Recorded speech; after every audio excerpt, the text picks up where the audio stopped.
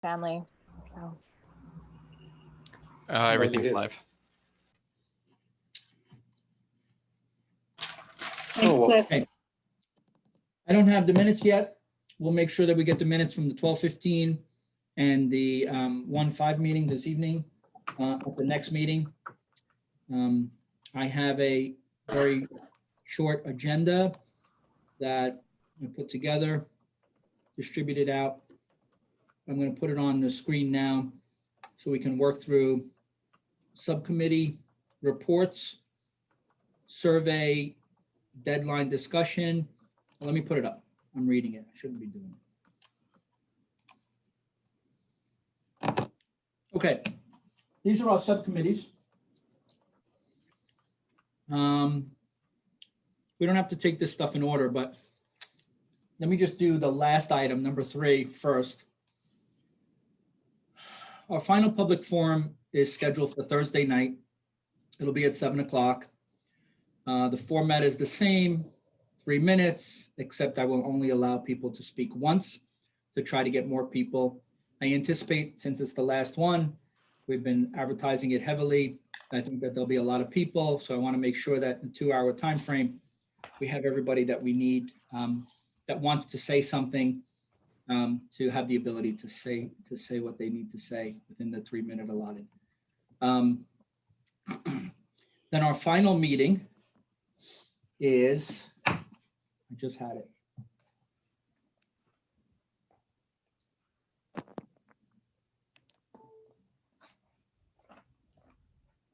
The next night.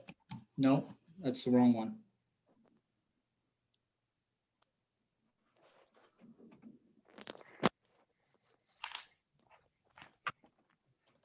I think it's the 14th. The 14th, No, yeah. It's the 14th. I had the 8th for some crazy reason, but it's the 14th.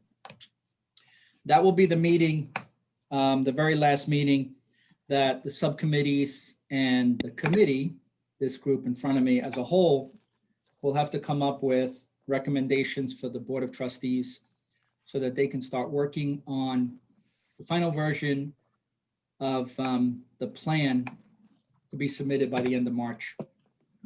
March 31st, actually. So we have a lot of work to do between now and the 14th, and then the Board of Trustees has a lot of work to do after the 14th. Jerry, can I just interrupt you for 1 second? Please. Cliff is listening, right? Yep, I'm here. Could you promote George Latimer, who's an attendee, and he would just like to say a couple of words to the board before we get started?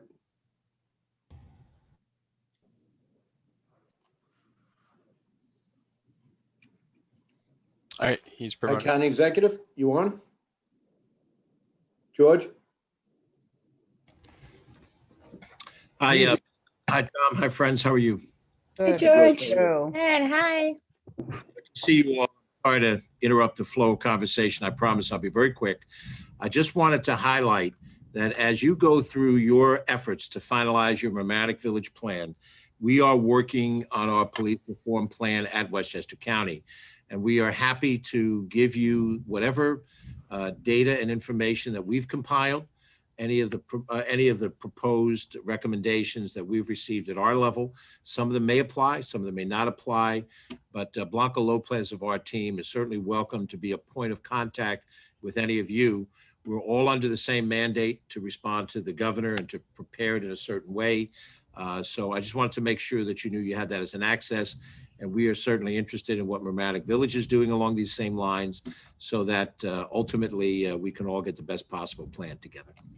And I just wanted to make sure I made that offer, remind that offer to all of you. And hopefully it's of some value to you depending on what your process is as you head toward completion. Thank you.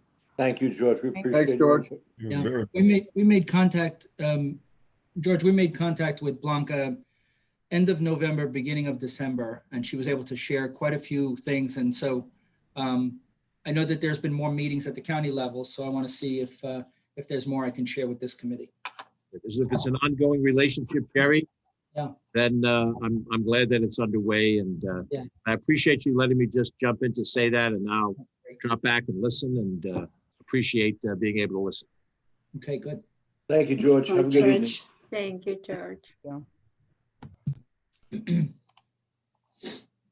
right, so we're ready for committee reports? I believe one of the committees is missing. Yeah, Um, five. There's five. Yeah, Fine, the right? it's the oversight. Well, we called it civilian oversight, but it's not really. Yeah, I so have it here. As we discussed, committee, right? Yeah, but you could just so everyone knows what I'm what committee we're committee's referring to. missing. Yep. Is the whole committee not here? No, two of us. Garrett is on the committee, but the rest of us are here. Okay. Do you want to hold that off? No. No, we're fine. We discussed today. We're good. Yeah. Okay. Somebody want to begin? Training? Training.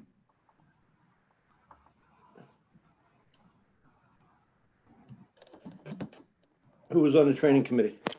Hey, Scott, I was on with Jared and Brian. I heard Jared's not on, I'm sorry. And I'm not sure if Brian's joining or not. But before the holidays, we had a call with Mark, Sergeant Ballantyne, I believe. And we went through the training that the American Police Force takes, what the different topics were. Oh, is that Mark? Sergeant? He's coming up to the screen now. I didn't recognize him with the mask on. But I thought it was productive. I think we all had the same conclusion that I think they do a lot of good training. And it's pretty thorough. And they're taking new trainings. And I think they're probably pretty up to date on anything we brought up, any topics we brought up, they're already on it. We were meant to have another call as we came up with other questions, but it appears that they're pretty well trained and they're taking, Mark, you said you have some new trainings in the works. Scott, can I interrupt you for 1 second just for Please. procedurally? Cliff, Elsa Rubin is listed as an attendee and she should be in the meeting. Could you promote her, please? Yep, done. Thank you. Go ahead, Scott. I'm sorry to interrupt you. No worries.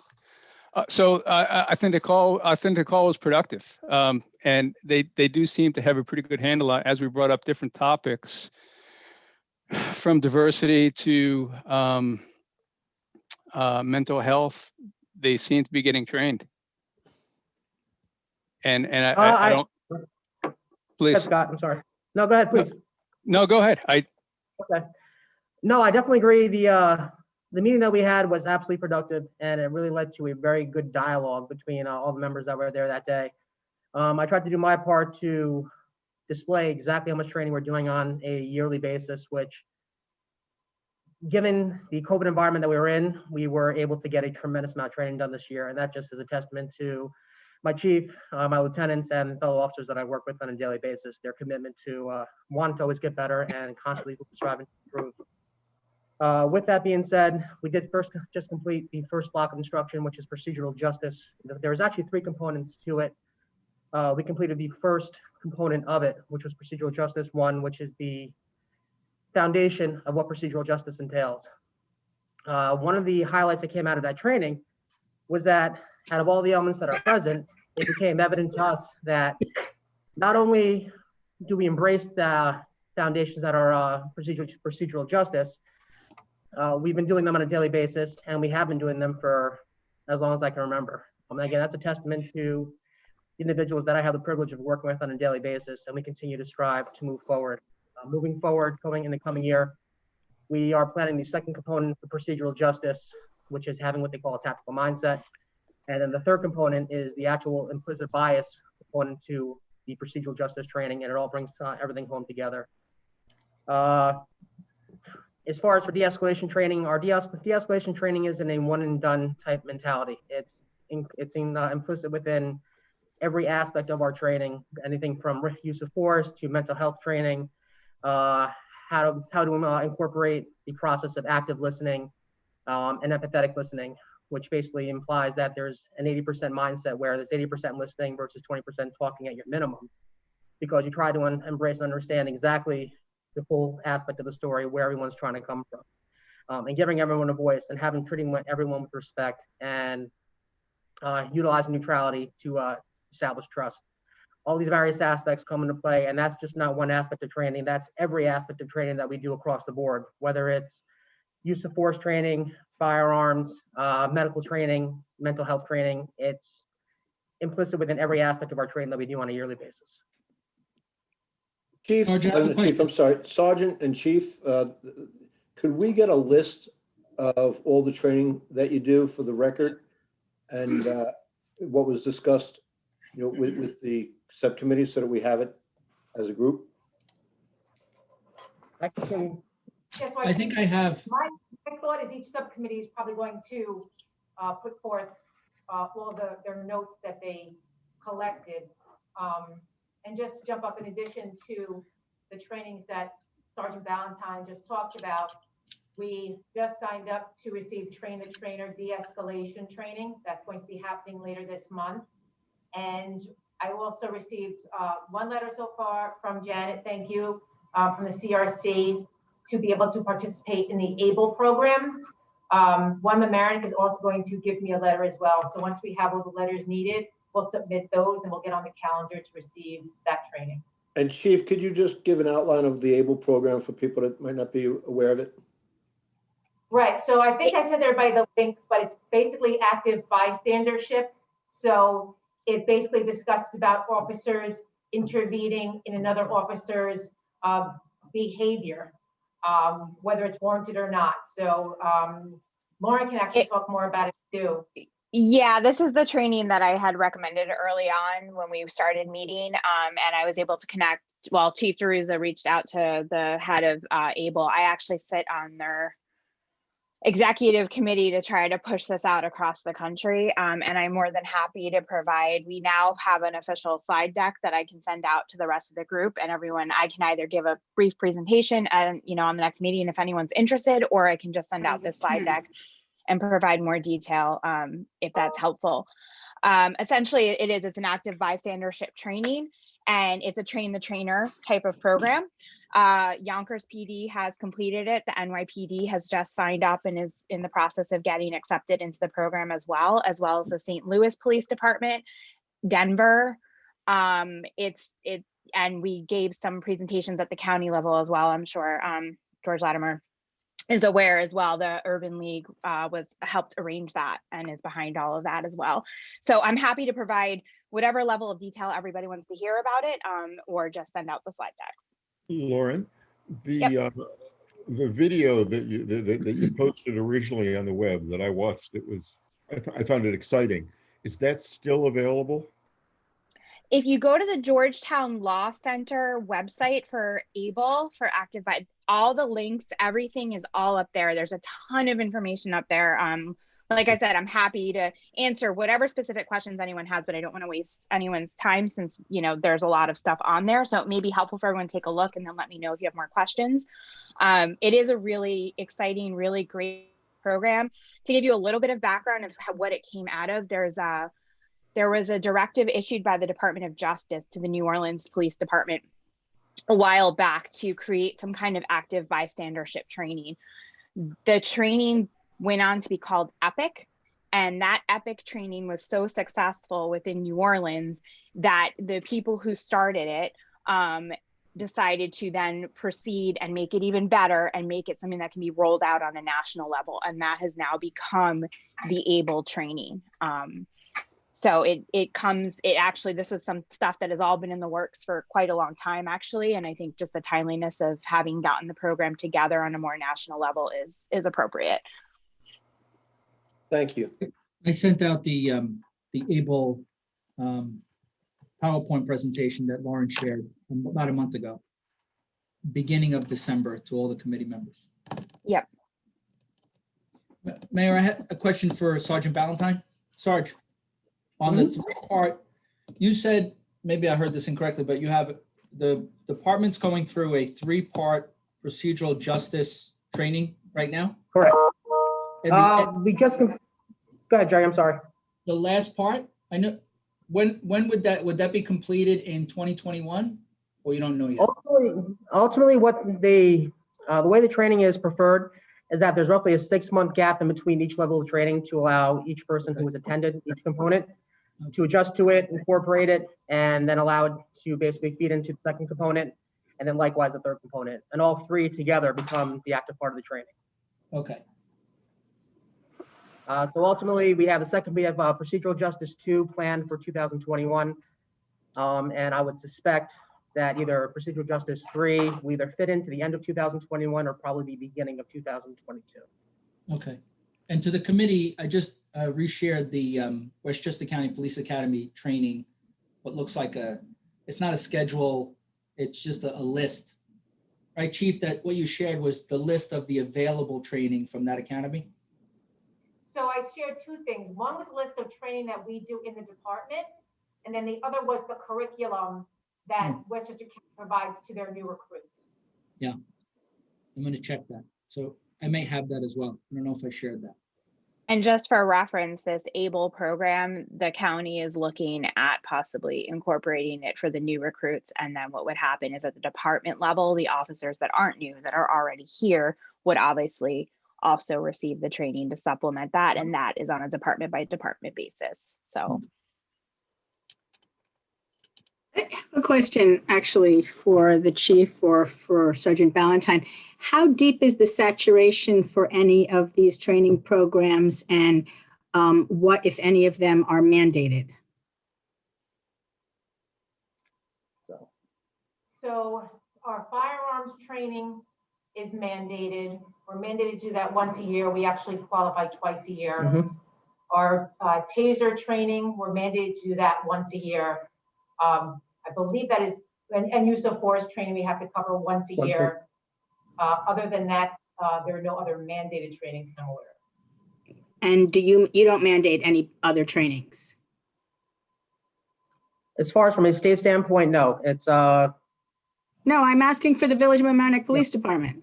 You're talking about all these trainings that are available, including procedural justice, and I'm just interested to know whether that is mandatory for all uniformed officers, or can somebody do it if they feel like it? No. no. Sorry, I misunderstood what you said. So that's correct. It's department wide. And so that would happen all in 1 year? You'd give it a certain time frame for everybody to have successfully completed procedural justice 1, something like that? Correct. So right, so we do our training in blocks of instruction. So normally we put out a training, let's say in March. All officers, unless they're out for some injury or things like that, they are going to complete it within that, usually within that time frame. Yes.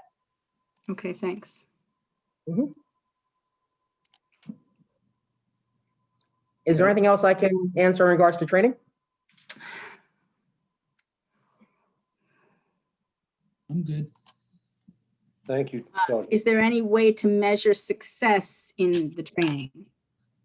For example, de-escalation or procedural justice. Is there any is there any measure of success or lack thereof? Do you review incidents and see if the training could have been implemented better or something like that? We always evaluate every aspect, and I'll defer to the chief further on this, but we always evaluate every aspect of training to make sure that it's productive and conducive as far as to how we operate as a department on each and every day. That incorporates into our day-to-day activities, and ultimately, as far as if there is any kind of discrepancy on a field basis, we would evaluate that as needed based upon whatever criteria was met or whatever the necessary factor was. But I can defer to the chief further in regards to on a department level. Right, and what I can say also is if there is a call for service that officers and a sergeant respond to, the sergeant then evaluate it and speak with the officer about things that they did right, things that they could have improved on, things like that. So that would be part of any kind of critique to see if the training, if it really stuck with them, to say, hey, listen, yes, you listened in training about how to de-escalate this situation, you use these tools, you know, as part of your toolbox when dealing with this person, so good job, kind of thing. Got it. And then correct me if I'm wrong, I as far as I understood it as well, if there was any kind of complaint that called into question whether or not someone was actually trained or should have been trained differently, that is something that's looked at with in conjunction with the complaint process as well, right? And training is an ongoing, ever going process. It completely evolves as each day goes by. So it's not a one and done type philosophy. We're always training. We're always looking at better aspects and looking for the bigger, better way of getting to a given destination and serving the people the way that we need to. And is sending someone for training a form of disciplinary action that the department might take? It could be, if they need some kind of refresher type training in something, for sure. I assume that procedural justice does not stand in terms of domestic violence incidents. In other words, the aspect of procedural justice, which requires that both sides get their story told and get a hearing before any action is taken. So you mean on a call for a domestic incident? Correct. Right, so usually on a response to a call for a domestic incident, right, both parties are interviewed on scene, and then depending on, what had transpired, if an arrest needs to be made, there are mandatory arrest offenses in New York State, and the officer would have to make a determination as to who would be the primary aggressor in that situation. And if it was warranted that it applied, then arrest would have to be made, correct? I mean, that's pretty, but I think if you ask any, line officer who's going to respond, they're going to say, yeah, I got to arrest the guy. If a complaint comes in of domestic violence against a woman, I got to arrest the guy. I'm not leaving without him. Necessarily true. If upon their investigation, they deem that the female was the aggressor in that situation, then she would be arrested. Okay. So I have a question. I know there is a list of training. Some you've just taken year after year, some are a little bit newer, but is there a training you do not take today that you would like the department to take? So we've spoken in a couple of the groups about the 40-hour crisis intervention training, and that we would love to have the entire department receive that 40-hour training. It's just a matter of personnel and availability to get everyone to receive that training. De-escalation is always a good training, and we're in the process, like I said earlier, of getting officers trained to do a train-the-trainer type thing. So those are our big two primary ones that we're focused on. And to add to that, we already have additional officers planned and scheduled this year to attend the crisis intervention officer training. That's going to be taking place, at this point, it's in March, obviously with COVID. We'll see, as long as it holds true, it'll be going in March. I'll share the SIT training one page or the one sheet, Chief, that you provided last week. Perfect. I didn't do that yet. Okay.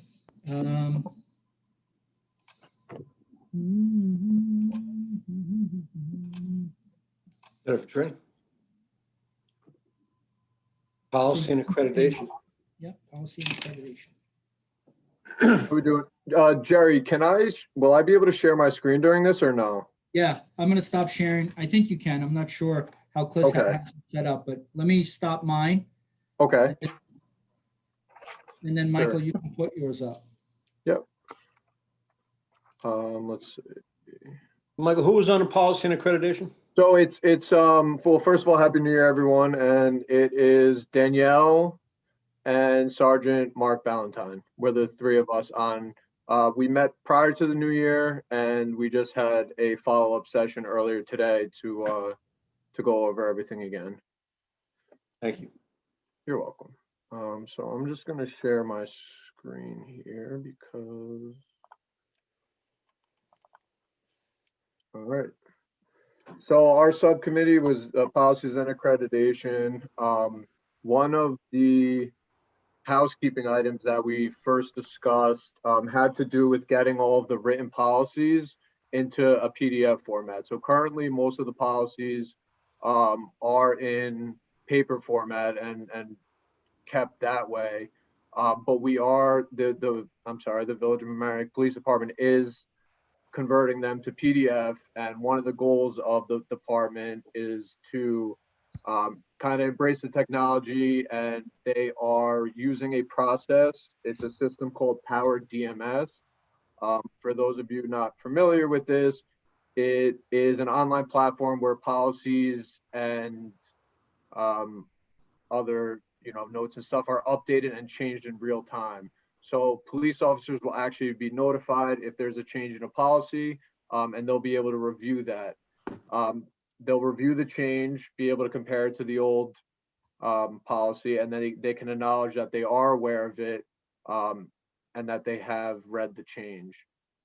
And they have the ability to review other policies, like I said, that were previously reviewed, and they would all be stored in a central location for review and reference.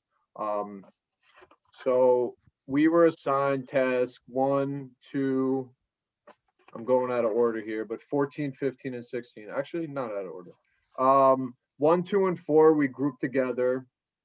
1, 2, and 14, I'm sorry, we grouped together because they all had to do with the New York State accreditation standards and the manual, which is available on the Police Reform and Reinvention Committee website, and also the model policies and guidelines by New York State. And those you can refer to the New York State Police Training Council policies. And task 14 was same thing, standards promulgated by New York State law enforcement. And for those, you'll also refer to the New York State accreditation standards and the New York State model policies. So just to go over kind of some of the key points that we took away from our meeting, there's 110 standards of accreditation for New York State. They start on page 20 of the New York State Accreditation and Standards Manual. I could show you here too. So they start with this page here, and they start with administrative standards, and there's a list of them. I'm not going to go through all of them, but for instance, the mission statement is one of the first ones. And so it's the goal of the Village of Mamaroneck Police Department to submit their initial application announcing their intent to accreditate in 2021. So that's kind of the first step of the process. The process is going to involve carefully reviewing the standards and model policies and comparing it with those of their own. There's several critical standards as you scroll through the policies. They'll be highlighted in red, but there's also a list of them. I believe it's on page 19 of the manual. And these are standards that the police department must adopt in order to achieve accreditation. The standards, like I said, are broken up into several categories. Administrative standards, which are written directives, safeguarding cash and weapons, records management, sexual harassment, use of force. The ones I've listed as examples are critical. So without those, a police department will not get accreditation. Next is training standards. So the in-service training, including length and what's the content of that training. That is, again, a critical standard. I believe it's the only training standard that's critical. It might be the only training standard in general. And then there's operational standards, vehicle pursuits, health of persons in custody, domestic incidents, and criminal investigations. And this is not an exhaustive list, but this is just an example of some of the critical standards that should probably be at least one of the primary focuses of pursuing accreditation, because without that, you cannot become accredited. So the PD has also been working aggressively on these steps and to get accredited throughout 2020. Like I said before, part of the process, they have to review the old process and update them according to the standards of the accreditation process. There are model policies, which is helpful. They are listed on the New York State Criminal Justice website, and they give a base of what you can use. So you use that model policy, and then you could add to it. You obviously can't subtract certain things, but it's good to have a base like that. There are policies that won't apply to our agency. For example, the drone policy. We don't have a drone, and we don't utilize a drone.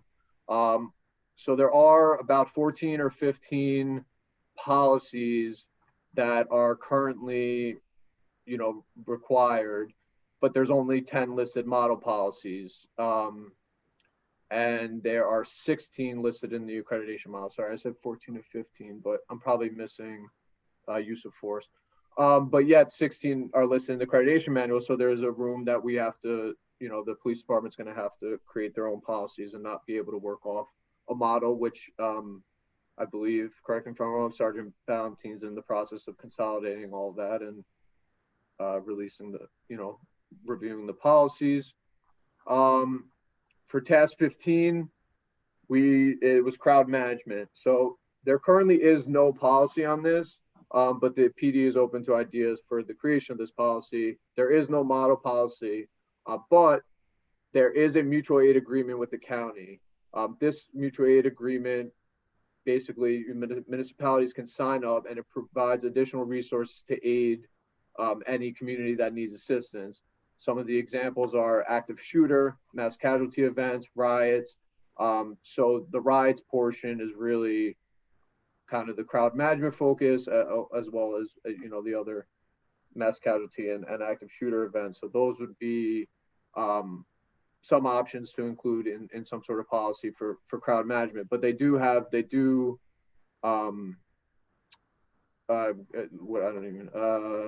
signed up for the mutual aid agreement. So we do have that resource. And then lastly, task 16, the big one, use of force by police officers.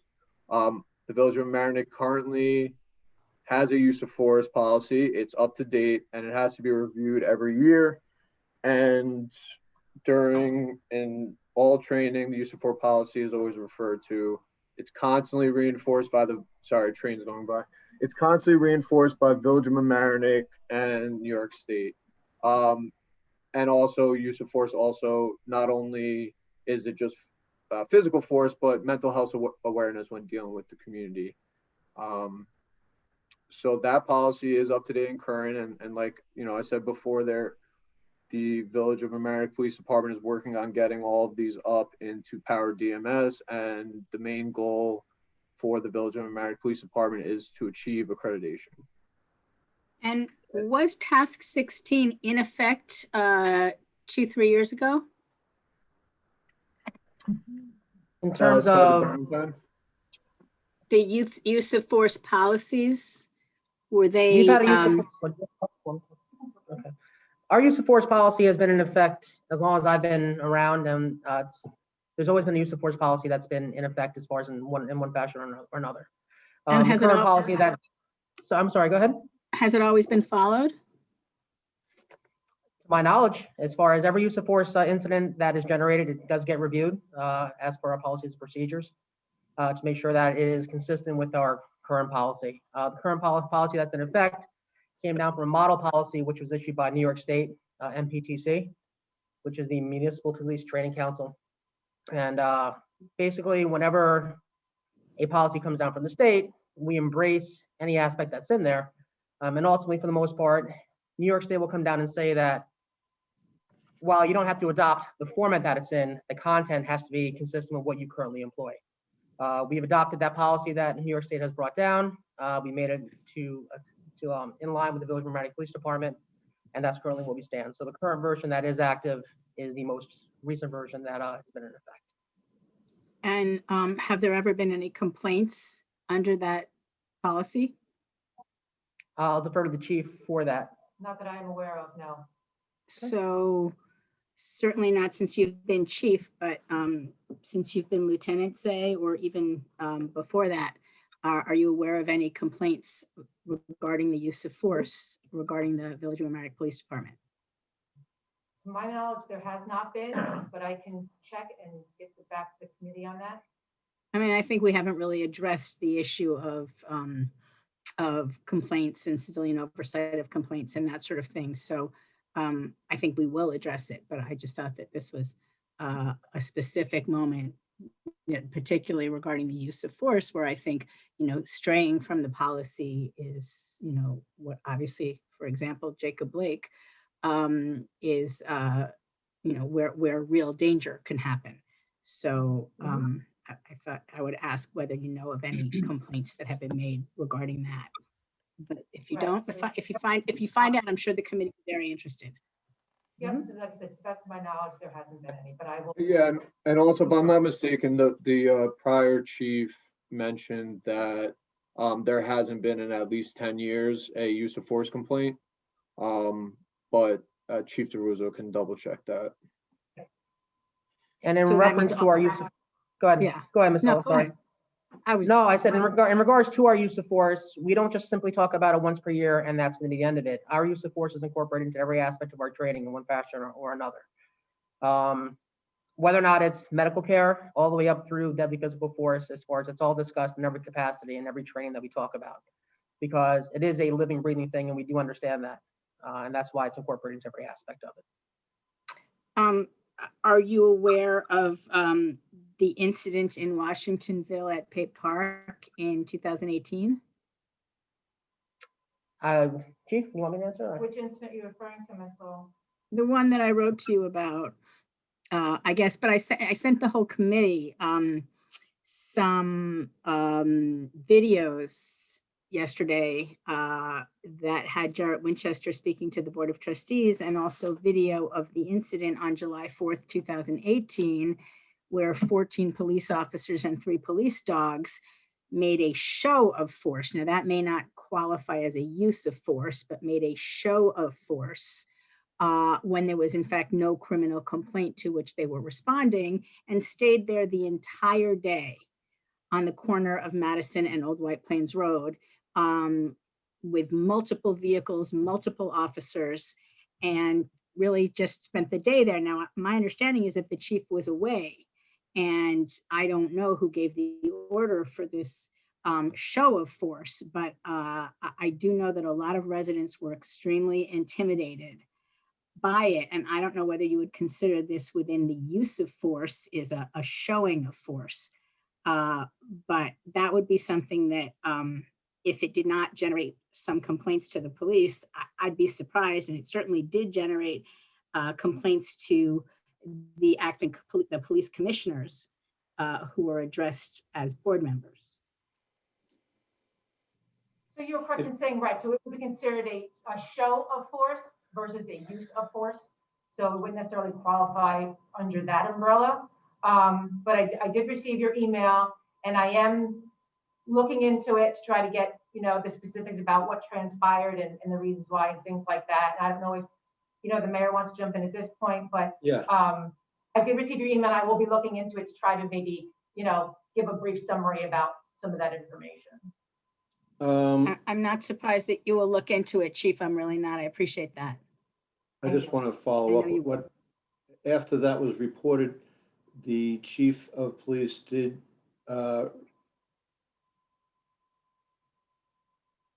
have a couple of appearances before the Board of Police Commissioners to discuss the genesis of that. And so the Board of Police Commissioners did meet and discuss it. After that, Mr. Winchester, myself, the police chief, Mr. Larry Albert, who was also aggrieved by that situation. We had a number of meetings to discuss how we could better communicate, how we could better avoid these situations in the future. I'm sure that if Jarrett was here tonight, he would agree with me that those were productive. It doesn't mean that everything is solved, but we have been working on it. Obviously, that hasn't happened in the interim in the past 2 July 4ths. But I don't want there to be an impression that there was no action taken, because there was action taken, and there was a real attempt to reach out to the community, to reach out to the people who were affected, and to hear them, and to make sure that it didn't happen in the future. But you're saying that nobody was disciplined for that. I'm not saying that. I'm saying what I just said. Okay. Michael, can you put up your summary again? I had a question about number 15. Give me 1 second. Yeah.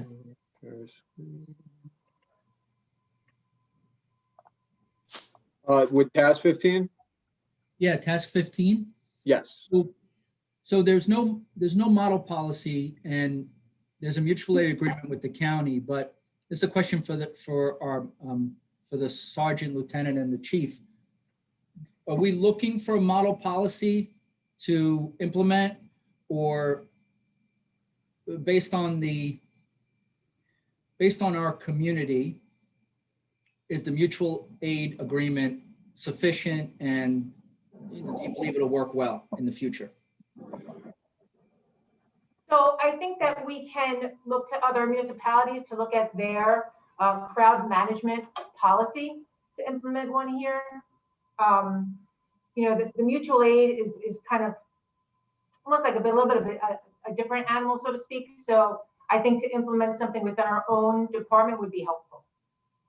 So, Chief, my understanding of mutual aid agreements is that if our surrounding communities sign up with the county, we can call upon them. Is that the structure of this?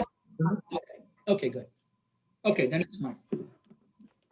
I just wanted to make sure it wasn't the county, and we would be asking the county forces to assist us in those kinds of, to provide those kinds of resources because the response time isn't going to be there. I think it's like mutual aid with the fire department too. Yeah, okay. Yes. And I think it's neighboring, like Rye, Larchmont, if I'm not mistaken. And I said there is no model policy, but that doesn't mean other departments don't have one. And I just could have possibly not found one on New York State. There could very well be one. But yeah, it would be, I think it would at least incorporate the mutual aid segment. As far as But from it is a neighboring model policy, communities, it's not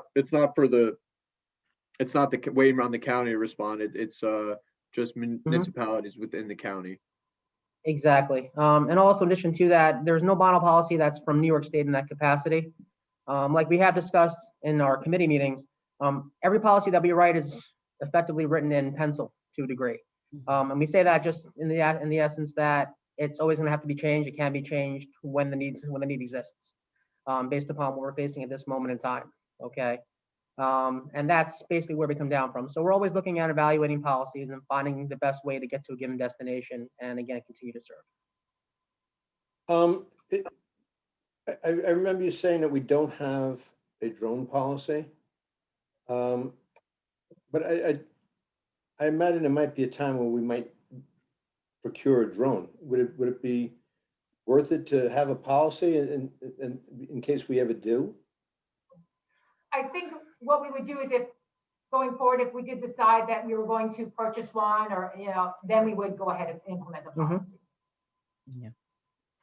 Because the policies could change, especially with technology changing. So you don't want to adopt a drone policy now, and then 3 years from now, that policy is completely different, or New York State adopts a model policy that we could just use.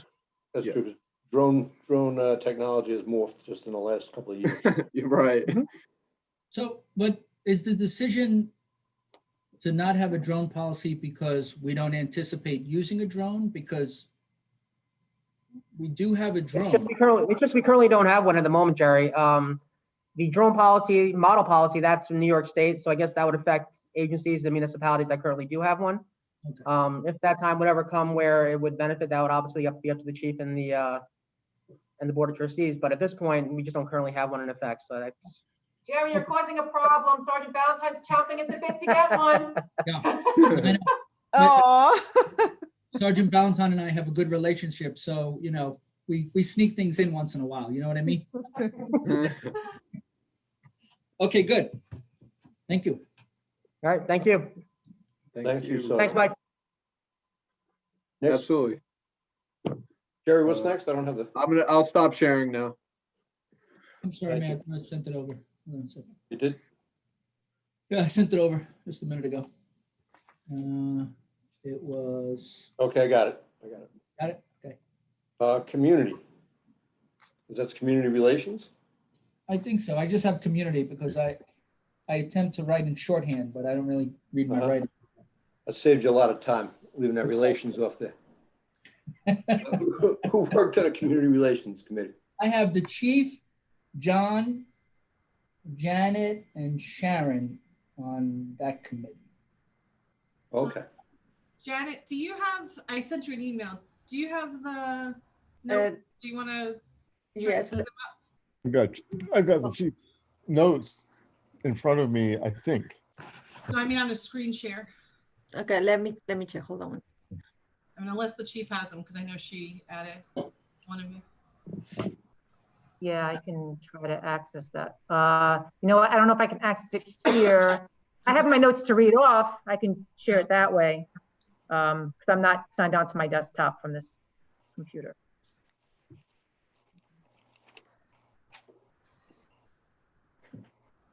Otherwise, Somebody want to begin? Oh. Yeah, I can talk. That's fine. So, right. So we had numbers 3, 4, 5, and 9. So community interaction, quality of life improvements, community-based outreach and conflict resolution, and law enforcement assisted diversion programs.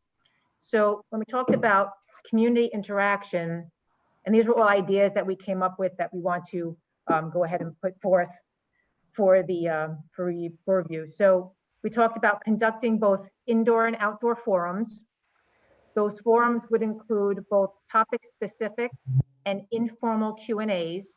So for example, topic-specific would be domestic violence, talking about New York State mandatory arrest, exploring cultures and beliefs regarding domestic violence, etc. Immigration concerns, the difference between ICE and police, when are police required to contact ICE, etc. Know your rights, information on what your rights are when stopped by a police officer, etc. We would come up with a predetermined schedule for forums, whether that was 1 time per quarter or 2 times per year. We would also like to utilize LMC TV to have officers speak on certain topics. We would like to have scheduled engagement events like Coffee with a Cop, Community Night Out events. We would also like to have impromptu interactions on the street, engage with youth and community members, whether it's officers that are in patrol and they see kids playing a game of ball that they join in, or just people out walking their dogs, that we encourage officers to engage with our residents. We also talked about implementing community liaison officers. So those would be officers who would also conduct foot patrols. We're thinking about doing something with maybe non-traditional uniforms when appropriate, so they're not as scary to people. Having business cards containing the officer's contact information, something that they can give so that officers feel comfortable engaging with that officer maybe later on. We talked about all officers receiving that crisis intervention training. For quality of life improvements, to identify issues of concerns from community members, for example, noise complaints, people urinating in public, people intoxicated in public, intimidating signage. For community-based outreach and conflict resolution, to identify what issues require police notification and response. If it's not something that's for the police, to provide resources for non-police matters, whether that is other local or village agencies to call, substance abuse programs for resources and meetings both in English and Spanish, neighbor mediation, identify issues affecting youth, and identify police programs to assist with that, and also continue to maintain an open online survey, an abbreviated version. So if Sharon, you want to talk a little bit about that? Sure. So right now with the survey that was put out, it was put out, in the middle of the holidays and Christmas, New Year's, not necessarily the easiest time to get to people. And also with the compromises of trying to get as much in there as we could to accommodate most of the committee's requests, it is a little bit long. It's not a bad thing because we're trying to get a lot of data, but on an ongoing basis, what we would like to do is have a shorter version where it's questions that have, whether it's a numeric value or a strongly agree, strongly disagree chart, and then just one text box. Because right now, we have 14 different text boxes, and if you have, 600, 700, 800 replies, that's a lot of data. One text box where they can put whatever they want in.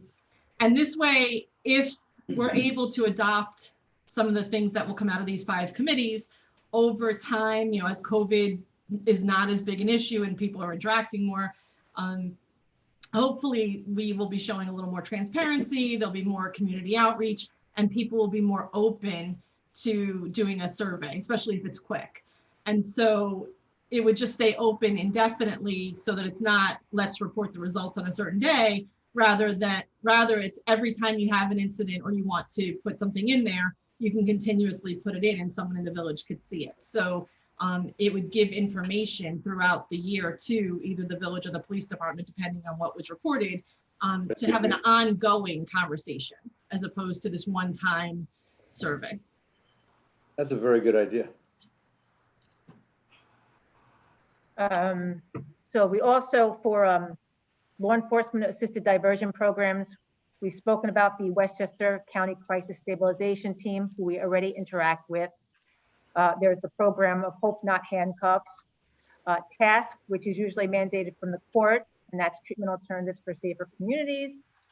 We can also work with our local ADA for alternatives to incarceration, and the possibility of adding trained professionals to the MPD staffing based on funding. So I believe Ms. Saul sent out something about the program that's being used in Oregon. So something of that nature, but that would be, you know, as budgets would allow. Yeah, and that's come up through some other interactions as well. So I've also heard of it and was going to send that out. But as usual, Theodora beat me to it.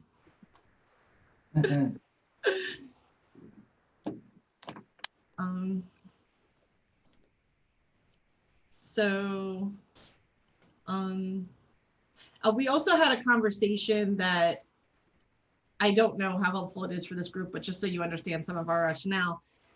As we look through things like these arrests and the domestic violence, we had a lengthy conversation about the way race is identified and whether or not these numbers accurately reflect, because when you get to something like white Hispanic, you know, how does that interpreted, you know, and so we're not sure. I don't think we have enough information to determine if these numbers are leaning towards, say, you know, more Hispanics are arrested for DWIs, or is this grouping not matching 100%? So we're reviewing the data because that's what you use on the surveys, and that's what you use in every governmental document across the country, is you determine race and ethnicity. And whether or not everyone understands the difference when they're asked what's your race and ethnicity and they answer the question, do they understand the differences? And so does this make sense and really explain what's going on or not? And I don't know if it was our community or the other committee that we talked about, you know, maybe keeping a committee running that has to do with, you know, community members, so police representation and members of the community to address any kind of issues that might come up. Yeah. So one of the things that I believe we all talked about was that we know there's a deadline, and so we're all rushing to get things done, and I think we're working pretty hard to get it done in a short time frame to get to the Board of Trustees so that they can then make their recommendations to New York State. But why does that mean that we have to stop meeting and discussing and researching and coming up with ideas and working with the police department and the Board of Trustees?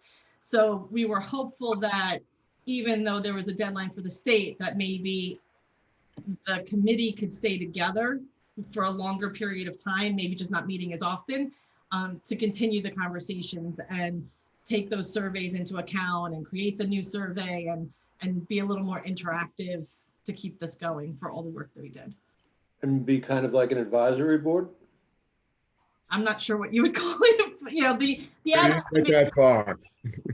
That's what you would call it. I felt that what we were being asked to do was a snapshot of a moment. It was very difficult to answer all of the questions we would like to answer in a week over Christmas vacation. Yeah. And we felt that an ongoing process of collecting and evaluating information would be useful. Yeah, I agree. This is not an organic process that, you know, it was kind of, you know, if we it didn't have a chance to evolve. So I think that it's not a bad idea to see how it evolves after what was statutory required to do. Yeah, Janet or Jerry, do you have the curriculum, that crisis intervention training curriculum that you can Yeah. share? I have it. Okay, so I'm gonna stop sharing. Okay. So I have a question. This idea of an ongoing sort of oversight, supervisory, co-committee, co-civilian committee, or police civilian committee that would be ongoing and monitor and maybe send out surveys from time to time. Would this also be the equivalent of a civilian complaint review board? Would they be an institution, a civilian institution, which would accept complaints about law enforcement? We did not So discuss it, that. Yeah. We did not If- discuss that. so Yeah. if I may, it may be good right after you guys are done discussing this aspect to skip and go straight to the oversight Yeah, because they tie together. subcommittee, because it kind of ties together a little Okay, bit, and we'll that's great. address your question, But also, Theodora. So I'll amend this after I hear what you guys have talked about. But in some ways, those are a very different challenge than the ongoing kind of data collection, be it software or statistical data. And there may be an advantage to keeping them separate. All right, so what we were thinking for a community would be, if there's an issue going on in one community, that this group could come together. It would be representatives from the community, representatives from law enforcement, and whoever else may be necessary to address any type of issues that would come up. Yeah, so what we're talking about with this specifically, Theodora, is Yeah. just continuing our efforts that we started, because instead of us being rushed into everything, we'll give our preliminary advisory comments. We'll let the Board of Trustees work out what they have to work out. They'll get their deadline hit for the state, but that we would continue the conversation. And if we had more information or ideas or whatever, we would then bring it back to the Board of Trustees, but it might not happen until after they submit something to the state, because why do we have to stop making changes just because the state had a deadline? We could hit Yeah, the of course. deadline as part A, and then as part B, we can still, if people want to stay on this group and keep doing it, we can keep doing the work and like fine tune it and get more data and do more research, fun stuff. And that way we can feel like we really did the job completely and thoroughly, as opposed to we just did it to hit a deadline and we're done. Separate from the other conversation. I understand, but I really like how the chief put it, which is, that this not only is it monitoring the data or mining data, but actually a resource for VMPD to work with the community to identify problems, to work out problems. If we could slow down for a second, it's actually a separate committee. So there's a piece of it that is this subcommittee, and then the next subcommittee is Lauren and myself, which is why it gets a little mixed up there, where we have another idea that we want to discuss for what started out as sort of I guess it started out as like civilian oversight. But well, there's several components to it. Yeah. Yeah, I don't remember what they are. I don't have the paper in front of me. Do you? Yeah. Lauren? Yeah, no, I don't have that paper in front of me, but I mean, when we're done with this committee, we can. Yeah, so maybe if we can go next, it might, make sense. Yeah, just to give everyone an idea about that, this 40-hour crisis intervention training. This is the curriculum that they discussed throughout, that 40-hour training. So as you can see, it deals very, very specifically with the different mental illnesses and how to address those, how officers can help de-escalate those types of situations. As part of the training, they actually bring in volunteers who do suffer from some of these disorders to try to explain to officers what works for them, what doesn't work for them. So that is interactive. I've taken the training as well as Sergeant Ballantyne. And I think it's a critical aspect of training that would be helpful to all officers in dealing with calls for people in mental crisis.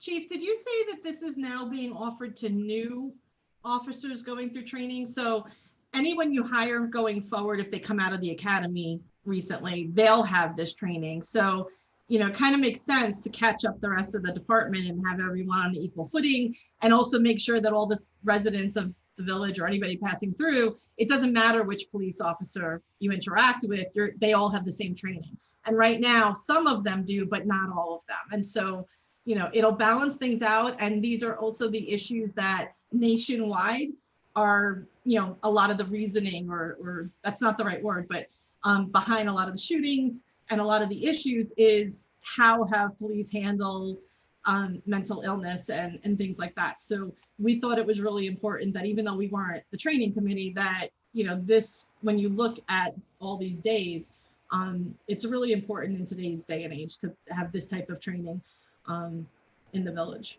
So. Right, so what we're trying to start right now, at least, is to have every supervisor trained and at least one officer on each tour have this training. So that's our starting point, and, you know, hopefully we'll get to everyone getting trained. Chief, what's that number? 12, 13, 15? In terms of what, Jerry? Having someone on every shift. So that would be 1, 2, 3, 4, 5, 6, 7, 8, 9, probably at least 10. And we have 8 right now trained.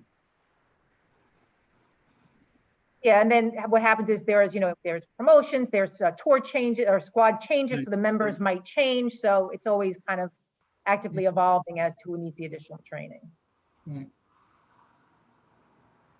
They do this 5 days consecutively? You lose it all They do it.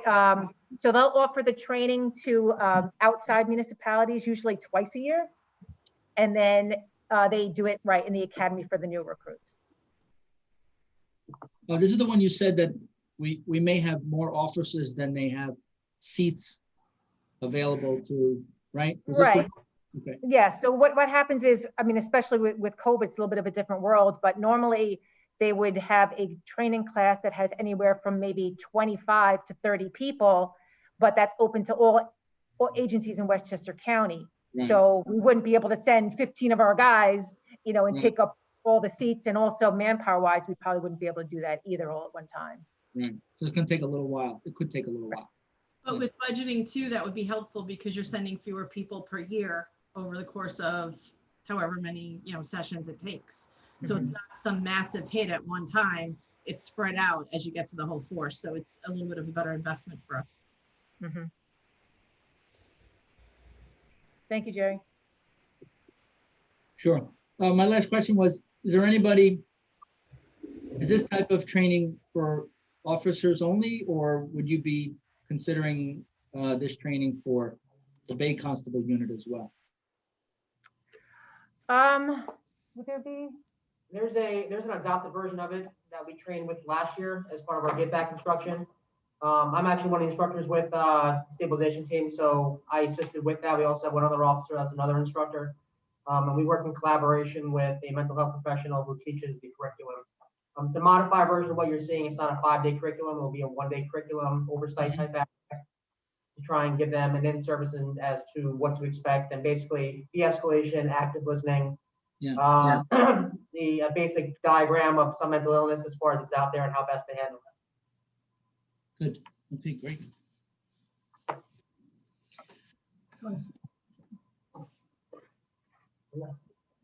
Mayor, I have a strong feeling civilian oversight wants to go next. Let them go. How'd you figure that out? No idea where you got that from.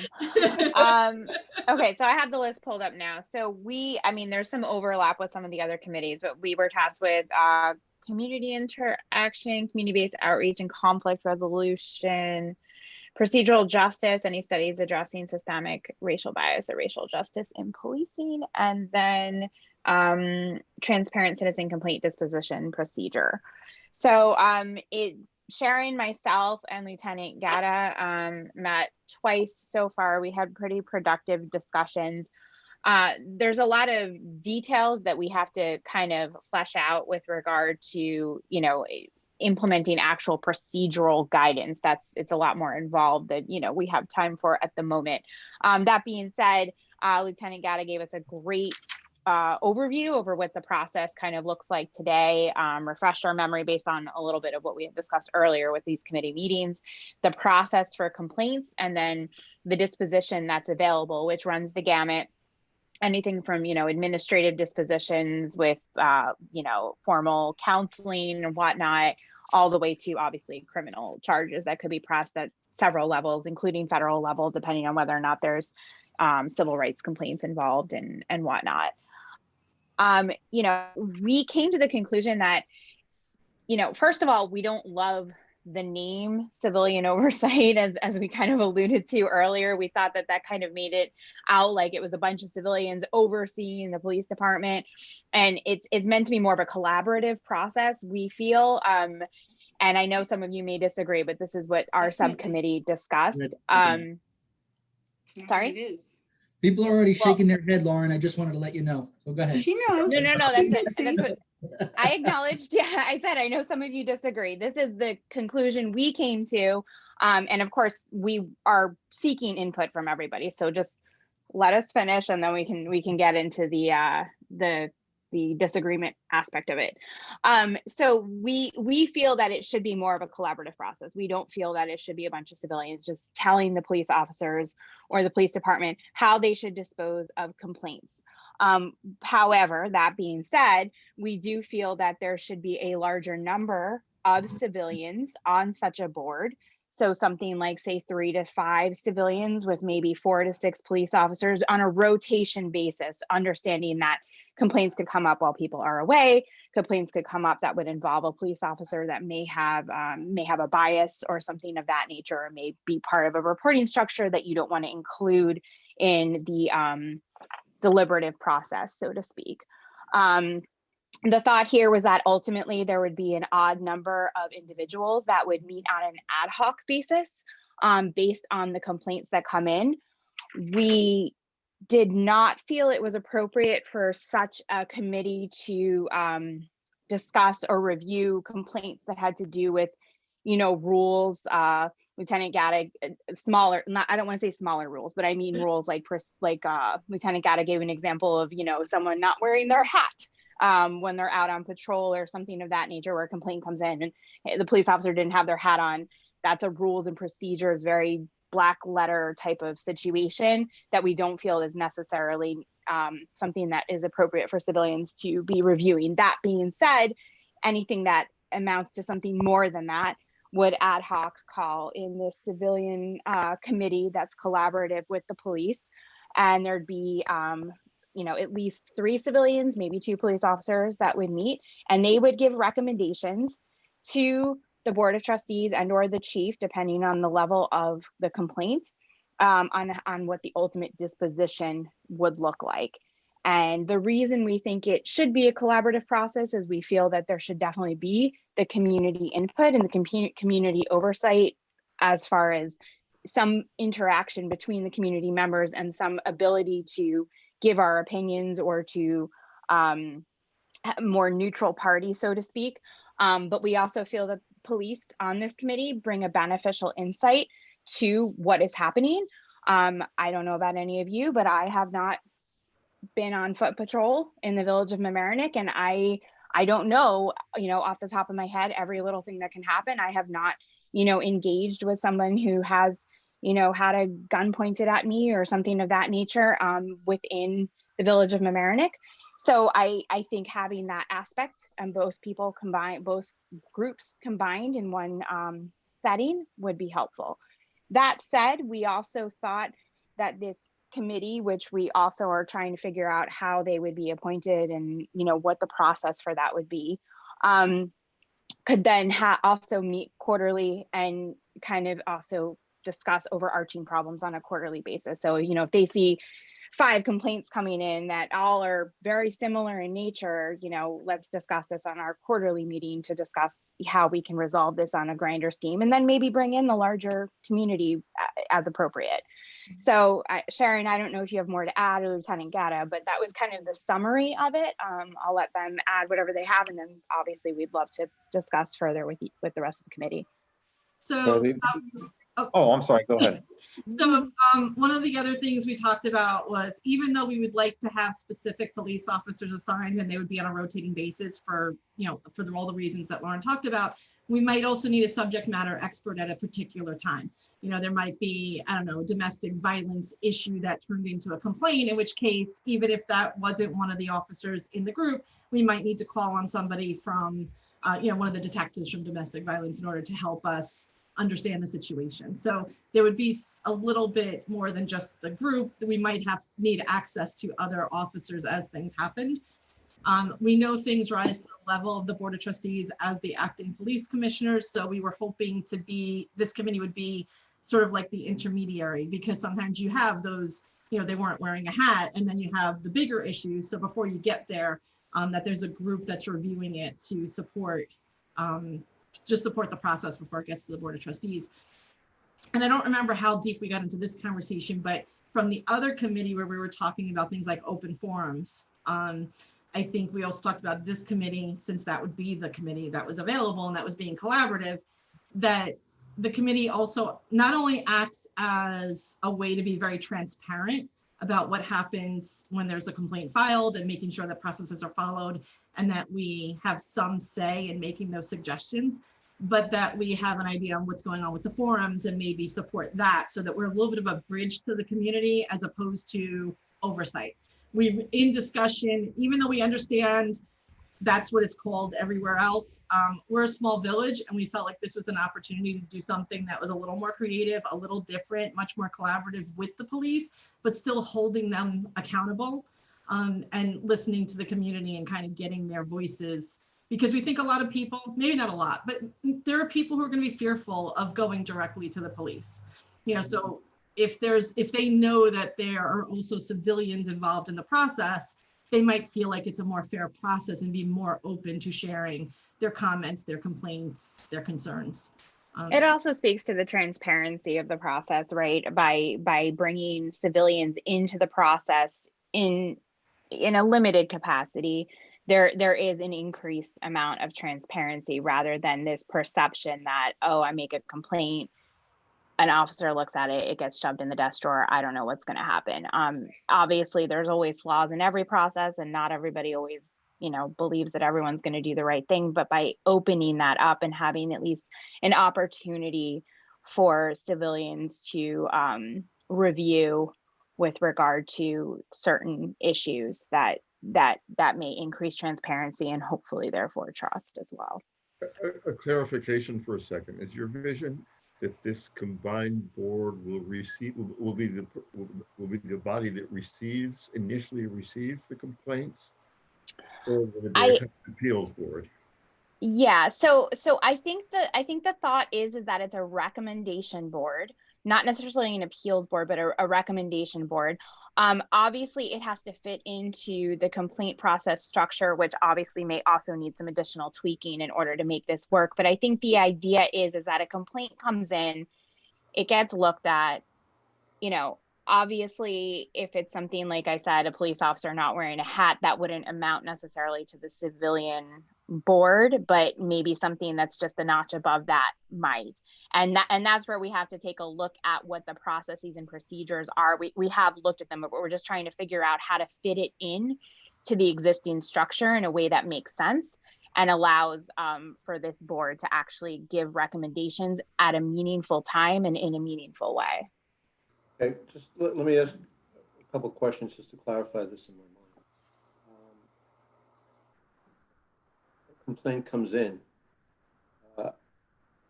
is the idea to be the first set of eyes that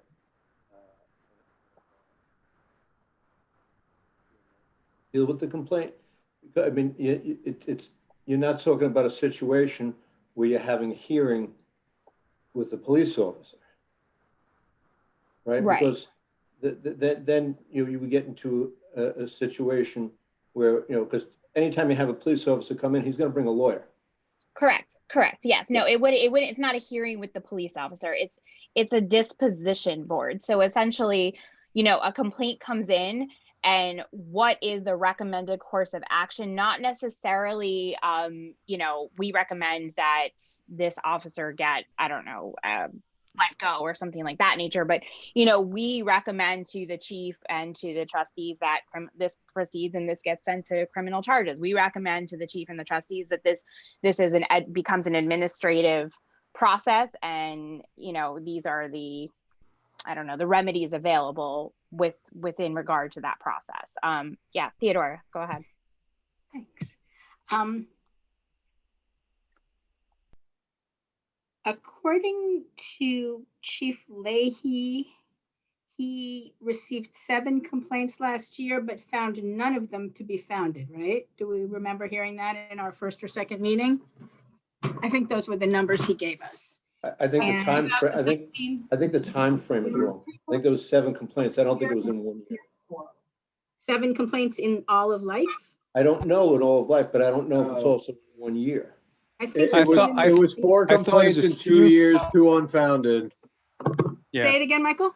4 complaints in 2 years, 2 of them unfounded. I don't know where the 7 complaints, maybe that was since he's been chief. I'm not really sure, but it was, the time frame I remember was in 2 years, there were 4 complaints and 2 of them were unfounded. Right, we're unfounded. yes, It was a Remember, 50-50. That's what I remember. that's what I 4 in 2 remember. years, yeah. All right, well, I just foiled it, so we'll find out, I assume, at some Oh. point. But I don't know if we'll actually find out, certainly not in a timely fashion. I was just wondering, percentage of those complaints that this joint civilian VMPD committee, would the police members find founded?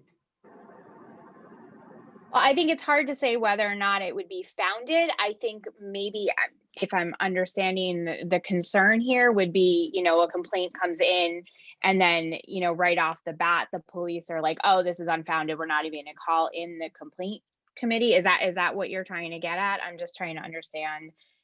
It's hard to say whether or not it would be founded, right? Because obviously it's fact-based, as we know. You know, But I'm do you just mean asking whether whether it would you ever think- get to the committee? I'm just asking whether you think any police officer on the committee would in fact find a complaint to be founded. Well, that's the idea by having 3 civilians and 2 police officers, in the sense that, you know, the idea being there's an odd number and there'd be a vote. And so if all 3 civilians are thinking that this is founded and both police officers think it is not, the recommendation would still go forth to proceed with whatever process was recommended, whether or not that means going to the DA and seeking charges be pressed or something of that nature, or if it means putting a formal counseling letter into the file of the police officer and that staying there for the remainder of the career or a shorter period of time or something of that nature. I don't think the idea is that the police would be able to override anything, but I think we do value their collaboration in the process. Why are The only- you afraid? The only of thing I'd like not- to say, if I could just interject for a Okay. moment, about Ms. Saul's question, is the short answer is yes. We've had complaints which are investigated by the internal affairs component, which is typically the detective sergeant. And we have sustained charges, departmental charges against officers. So it was investigated by police. Charges were sustained and discipline was handed out in those particular cases. So the short answer is yes, police officers don't just rubber stamp and say there's no such thing as an unfounded complaint automatic. I would need to see some documentation of that. I have to say, I believe that the wall of blue is intact, and any officer put in that situation will be found out by his or her fellow officers as the one who voted for a fellow officer who in a village like this is also, you know, family friends and stuff. I think we'd have a very, I think we'd have a very hard time having neutral or open-minded officers sit on that committee. I just don't think that exists. But Theodora, that could also be said for the civilian portion.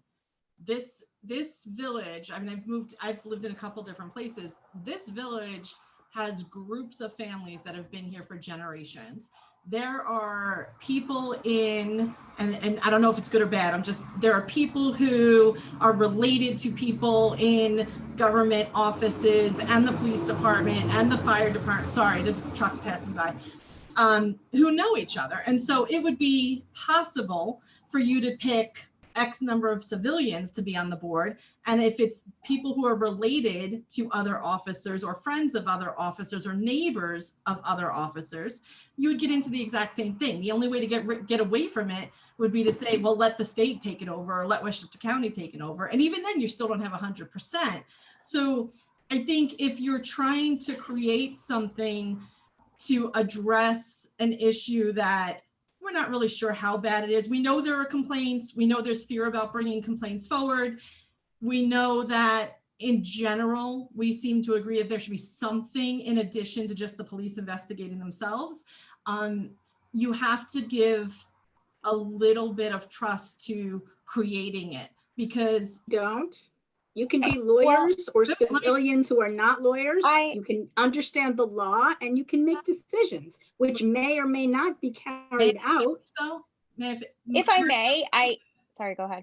No, but your point being that the police officers couldn't be trusted to give their real opinion, their honest opinion, because it might come back on them. You can also use that for civilians who know the police. Sure, but the police should not be trusted to do that.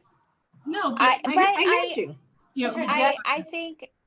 think you also have to add the component to the process is that these police officers that would be sitting on this board have to, I mean, first of all, it's not just everybody, and they'd have to understand that this process is for them as well, right? Like we said, transparency is absolutely important. It protects them, it protects their status as police officers. They don't want to necessarily have someone in the force that's going to bring a bad name to their department, that's going to bring more investigative, and they do nothing about it. And let me finish. I'm saying as part of this process, there needs to be a discussion around that. When these police officers are selected to sit on this board, there needs to be an understanding that this self process is important and that the sanctity of it goes away if they don't actually impose some kind of, finding of guilt or whatever you want to call it, depending on the procedure that is before them, in order to make sure that they're following their rules and procedures. They don't want more scrutiny brought to their police department because they're covering everything up. That brings their credibility into question, and that brings their role as police officers within the community. Talk about like breaking down trust. You have to at least give an opportunity for that trust to be built and have them understand that if they want to be a part of the process, they have to understand the sanctity of the process as well. I don't think flat out excluding them from the process adds any kind of credibility to the process. I don't think you have to exclude them to not invite them. I think that it should be a civilian committee, not a police committee, not a police civilian committee. It should be a civilian committee. The police have their process, but and the civilians, let me finish now. Come on. Civilians have a different perspective. I know people right now who are afraid to fill out the survey because they think they will be identified by the Village of Mamaroneck PD officers who treated them in a certain way. And we will then be punished accordingly in whatever way, whether it means pulling them over a lot, stopping them on the street, giving them a hard time. They don't want to be known in that way. And so they're not filling out our survey. So I know people, personal people I know. And then there's, other people obviously who just don't feel comfortable doing that because people don't feel comfortable with police officers when they've had a negative encounter with a police officer, and you're asking them to address a board that includes police officers. The police officers have, maybe that they have their own disciplinary procedures, right? They don't have to be here on a committee that would be literally to oversee disciplinary problems, disciplinary complaints, which may be unfounded. And certainly civilian complaint boards find unfounded complaints all the time, or complaints to be not meritorious, like wearing a hat, not worth considering, right? Unless it's someone's mother and it's cold out, but otherwise that, should not be an issue, right? But I don't understand why it just seems wimpy somehow. I mean, who was really opposed to civilian complaint review board? Giuliani. He felt that the department, the chief could always discipline his own officers, and that's how things should be run. And then the Civilian Complaint Review Board was formed in face of his opposition. You don't want to be on Giuliani's side, right? Ever, by the way. But I really don't you know, care who else has done whatever else someplace else. I don't care if Giuliani. that's interesting. You're going to start all the research and all the thinking of fresh Theodora. country. But why do we have to start by I'm putting not the being- walls up immediately? Why do we immediately have to turn it into an us versus them? If we want the process to work, it has to be collaborative. We live in a small village. We don't live in New York City. An us versus them mentality will get us nowhere, and it'll just make the walls that much higher, that much stronger, and it'll make the blue lines even stronger, and it'll make the civilian lines stronger. I think by breaking down those walls and increasing the collaboration between the police officers and the community members with regard to something like this, I think it has real potential, but not necessarily in every town, not necessarily in every city or every state for that matter. I think what's happening here, I think we can just look at what's happening here in Mamaroneck and what may work here. Okay, what's Can I- happening here in Mamaroneck? When we're Can I, talking can I, about, no, can I interject something? I Is it the mayor? sent out a week ago, last week, maybe the week before, I sent out something called the Westchester County Police Act. And I was hoping that everyone was going to have a chance to look at it and read it, because that is a specific law that governs the village of Mamaroneck and all of Westchester County. And it is different than other police forces in New York State. I have asked the village attorney, who had to drop off, but I have asked him to review that in light of the idea of doing some sort of civilian oversight, because I don't want us to be, I'm not saying we shouldn't do it, but I want to make sure that we can do it. A lot of things that New York City does is done because the New York State legislature passes a law, and they say that the law affects only cities greater than 1 million people. And that's how New York City gets a lot of, how they do things. So I just want to make sure that before we go down this road, we're able to do it. Because let me finish, please. There are strict laws that cover how police officers can be disciplined and can be, in New York State. There's arbitration that has to be gone through, and so I don't want to walk down the road to doing something and then have it, halfway through, and then we find out we can't do it. So I will try and get that answer from the village attorney before the next meeting, but I did want to put that out there, and I'm not coming down one way or the other on this. I just want to make sure that it's known that there are constrictions that we have. Yeah, and I just wanted to make it clear to everybody that that was something that we had discussed, that had been brought up with regard to what is allowed by the laws that we have to adhere to for police discipline or whatnot, also with PBA contract requirements, which is why we said that, the very specifics of where this may fall in the process may have to be adjusted based on what we can and cannot do. But this is what the thought was, and to try to make it work within the constructs that we have, passed Fair on enough. our way. Fair enough. Can I I ask say something about, real quick too. I'm just saying that the chief would like to So, make a statement. so a couple things. So in regards to, the survey and people being afraid, we should all be encouraging people, that it is anonymous and that they should be completing the survey, and encouraging them to do that because it's important. The second part is about, filing a complaint. We did speak about, if people aren't aware, to post that policy. The Village of Mamaroneck Police Department is going to have a Facebook page where we're going to post the ways to make a complaint, whether it be on paper, on phone, anonymous, to encourage people that if they want to do that they can. Also with complaints, that all the complaints do get investigated. And although it's not popular to have to discipline, I have every confidence that the people that are working for me will do a fair investigation, and I have no problem giving out discipline when I need to. So to say that that's not going to happen, I take a little bit of offense to that because I'm confident in my ability to be able to do that. So I don't see that as being an issue, especially with the amount of complaints that we currently receive. Okay. Can I also Can I- offer a flip perspective? I'm sorry. Go ahead, John. I have two comments. One is I'm not the least bit surprised that there are an awful lot of people, who, particularly among the minority communities, Hispanic and probably Black, who are frightened to fill out the survey and would be frightened to fill out the survey before they even opened up to look at what it was. And I'm quite certain that were I in their position, I would be frightened to fill out the survey. Particularly the sections which are so important at one level, which is, can you give details about this incident? Because it does identify people even if their names aren't there. That is true, and it shouldn't be minimized.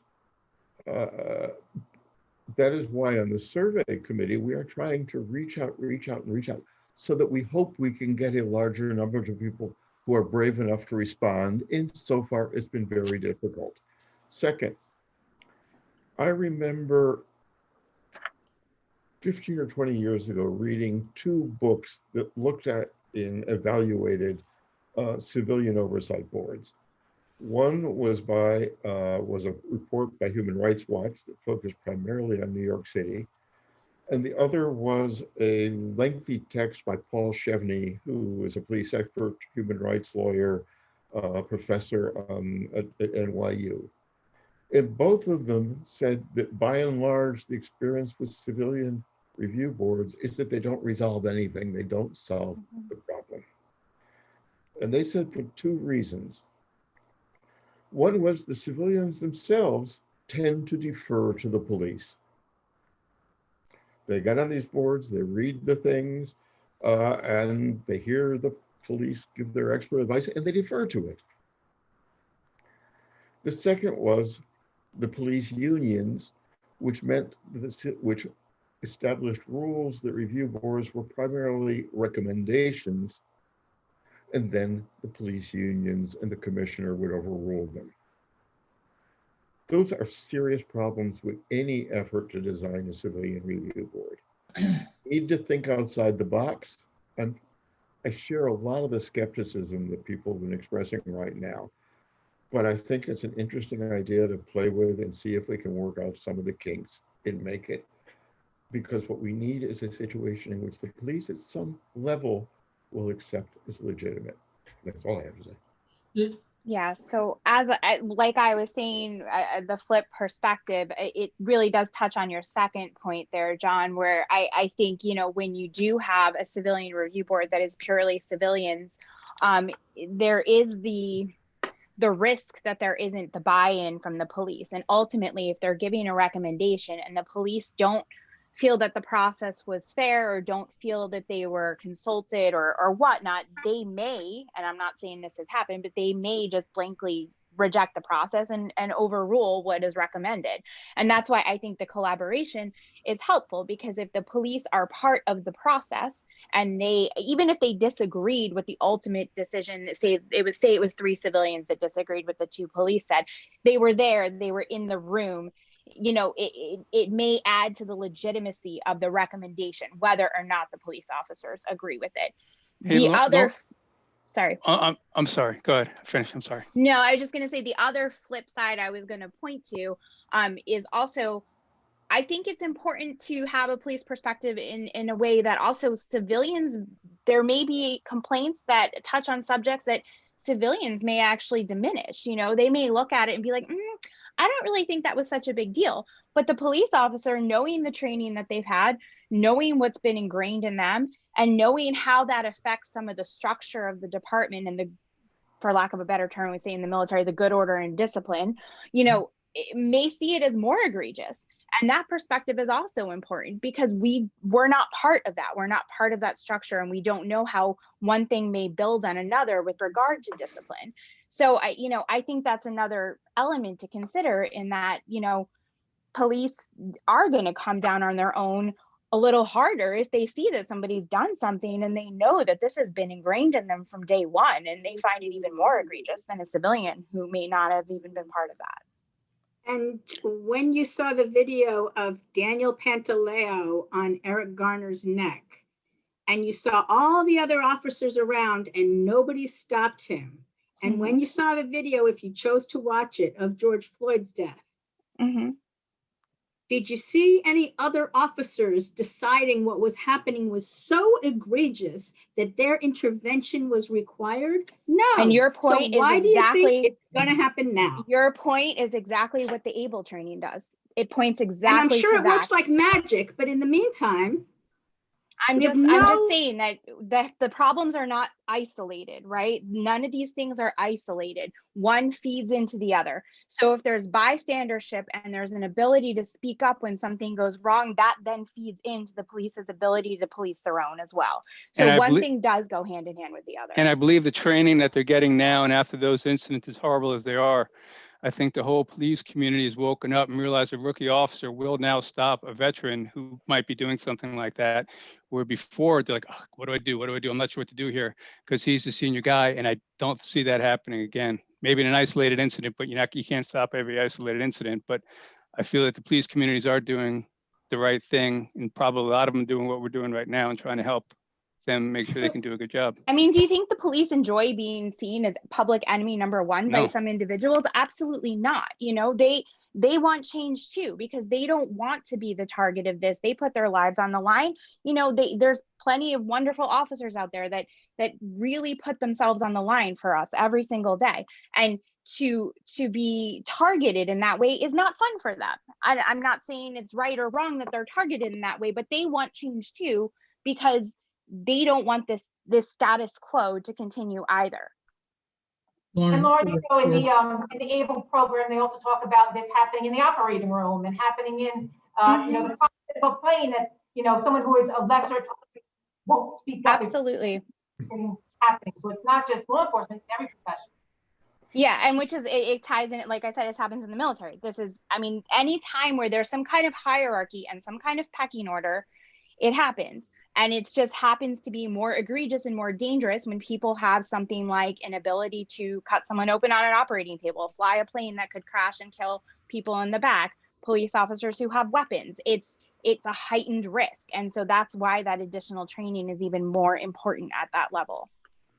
I want to say something about decorum and officers' behavior in and out of uniform.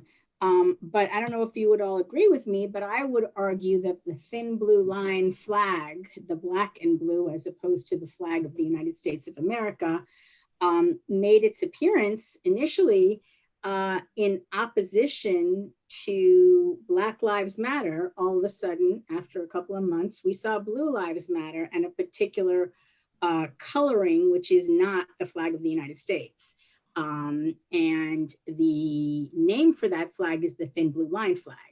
And what, in my mind, it signifies is that we have a duty to each other, and that blue lives matter over Black Lives Matter. And maybe some people would say, well, all it means is blue lives also matter, which to me is incredible ignorance over the notion that, you know, so Black lives don't matter or require more attention now.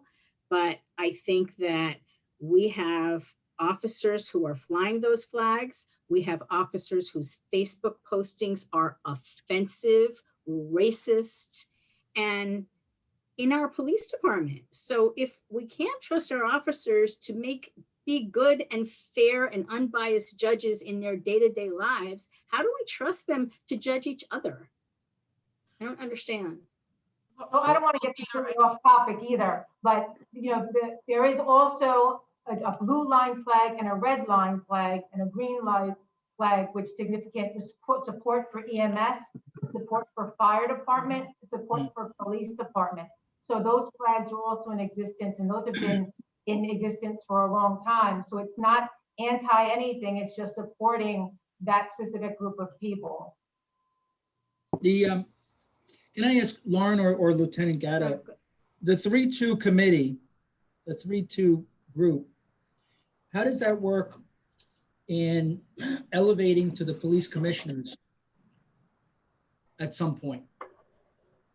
Does it, Yeah. does the 3-2 group work within the police department, adding obviously three civilians to the process?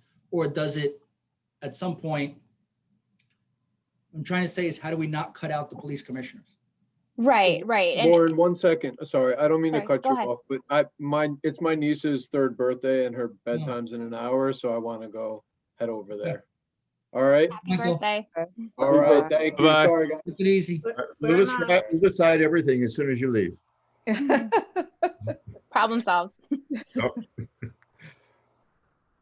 But I also yeah, have, like, Lauren, before you go on with that, just ahead. if you guys can expand a little bit more, like the 3-2, they hear the incident, where they go, where does it end, and where do the police take over? Because I'm not in favor of the committee at all. I don't think people know enough to judge police officers.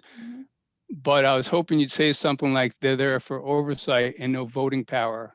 But I'd like to think hear what you have to they're say. there. The way I see it is they're there for a recommendation, right? They don't have the final authority. They don't have the final say. If we just, I know within the laws that are there and within PBA contracts and whatnot, there's no way we will ever have the authority, even like the police review committees that are in the city and the police review boards, they don't have the ability to have the final say. Ultimately, it is a recommendation process. And so should, the chief or the police commissioners take a look and say, no, I completely disagree, I'm going to go a different aspect, they would be well within their rights to do that. And that's what happens. And that's one of the reasons, like John said, some of these committees are not as effective. And so that's the idea, is that by having it be a collaborative process, that recommendation holds a lot more weight with regard to the final decision that ultimately gets made by the chief or the police commissioner, board of commissioners. And so like I said, we obviously would have to work within the constructs of what these PBA contracts and what the law actually allows for. And that is a little bit more complex, but again, it's a recommendation process and it's not an ultimate final say. The law says that Tom sent around, subsection 9, discipline and charges, says that no member of a police force shall be fined, reprimanded, removed, or dismissed until written charges have been made and such charges investigated, examined, heard, and determined by such board of trustees or municipal board as has been established, right? So So this committee would make the recommendation. Sorry, go ahead. Right. So the police department, actually, it appears, I haven't read beyond this important standalone paragraph, the police department actually is not permitted to make disciplinary decisions, even to dismiss a complaint, Correct. other than by the Board of Trustees. That has not been the case. And there's probably litigation on it. And because what the police department is allowed to do is give command discipline. And command discipline is maybe a couple of days, and correct me if I'm wrong, police officer standing by, a couple of days lose vacation. And usually an officer can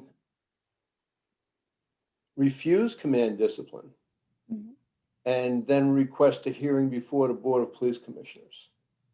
Yep, exactly. And that's, sorry. I just have a question, because this is getting very subjective for me. I would like to have an example, and the example that I would want to pose to you is the Pace Park, the case of that we just heard from Theo. What would be your role in that case? Let's say Jared came to you. What would you do? You being who? I'm sorry. You, the committee. The committee. Yeah. Well, okay. If I could just back up just for 1 second to touch on what the mayor said, and then I'll address that if that's okay.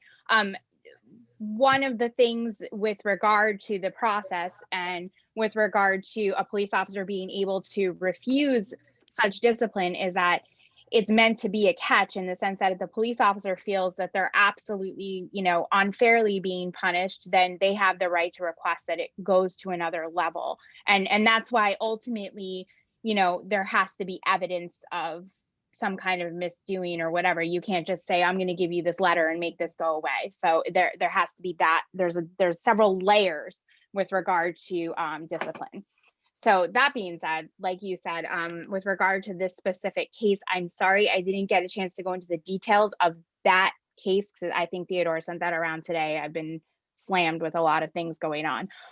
But I could just say that say a civilian does have a complaint, they would have to file a complaint through the complaint process, which currently, as I understand it, and Chief, please correct me, or Lieutenant Gatta, it would be a sworn statement that would be given either in person. Currently, they are taking them by phone or email, I believe, as well. I'm not sure how that works with regard to the sworn statement aspect of it, but it would have to be a sworn statement. And that process is not something that we address. That's set forth in complaint processes and state law and PBA contracts and all that kind of stuff. They file the complaint. The complaint comes in. I think ultimately, again, if it's something like someone not wearing a hat, that would be definitely just dealt with internally. But anything above that level, so, and this is where we'd have to make it work into the existing laws and the existing PBA contracts and what is there. Anything above that level would then go to this investigation process that's currently in place. It would be investigated. That the results of that investigation would come to this committee, and this committee would then review the investigation and make a determination or kick it back, say, hey, we need more information. We don't think X, Y, and Z was properly investigated. We need you to go back and reinvestigate that and then come back to us. And then that would be reviewed by this committee. That committee would ultimately make a recommendation. One of the reasons we said an odd number was that we were saying it would have to be, a vote. So if you had 5 people on the committee, 3 people would have to agree. And it would then, that recommendation would then be put forth depending on the level of discipline that's recommended, would either be put forth to the Board of Trustees or to the chief. Say it amounts to what we feel should be a formal counseling of a letter that needs to go into this police officer's file. We would recommend that to the chief, and ultimately it would be up to the chief as to how to actually proceed with that. The chief may look at it and say, yeah, no, I don't think so. I mean, ultimately that's something that the chief has the ability to do when it comes to something that's a formal counseling. Or the chief may look at it and say, you know what, I think this is even more egregious, and the chief may go the other way. And so that would be how they would fit into the process. It would be a larger group of individuals looking at the results of the investigation and making a recommendation based upon that. And I don't know if that helps or answered your question, Elsa. You're on mute. You're on mute, Elsa. Elsa, you're on mute.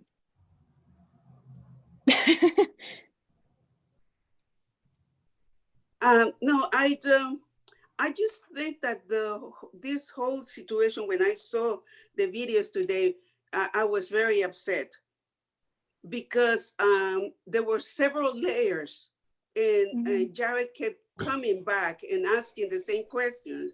And I just don't know how a committee like the civilian committee will handle this. It will be very, very hard. Even if it's difficult, though, it doesn't mean it can't be handled. I mean, being a police officer or a surgeon, they're difficult, but I think if you have rational people who are sitting there prepared to have open conversations and be held accountable, we're going to work through the best we can as human beings. You have to remember, this would become a much more transparent process. So whether we love it or hate it, it's more transparent than what we have today.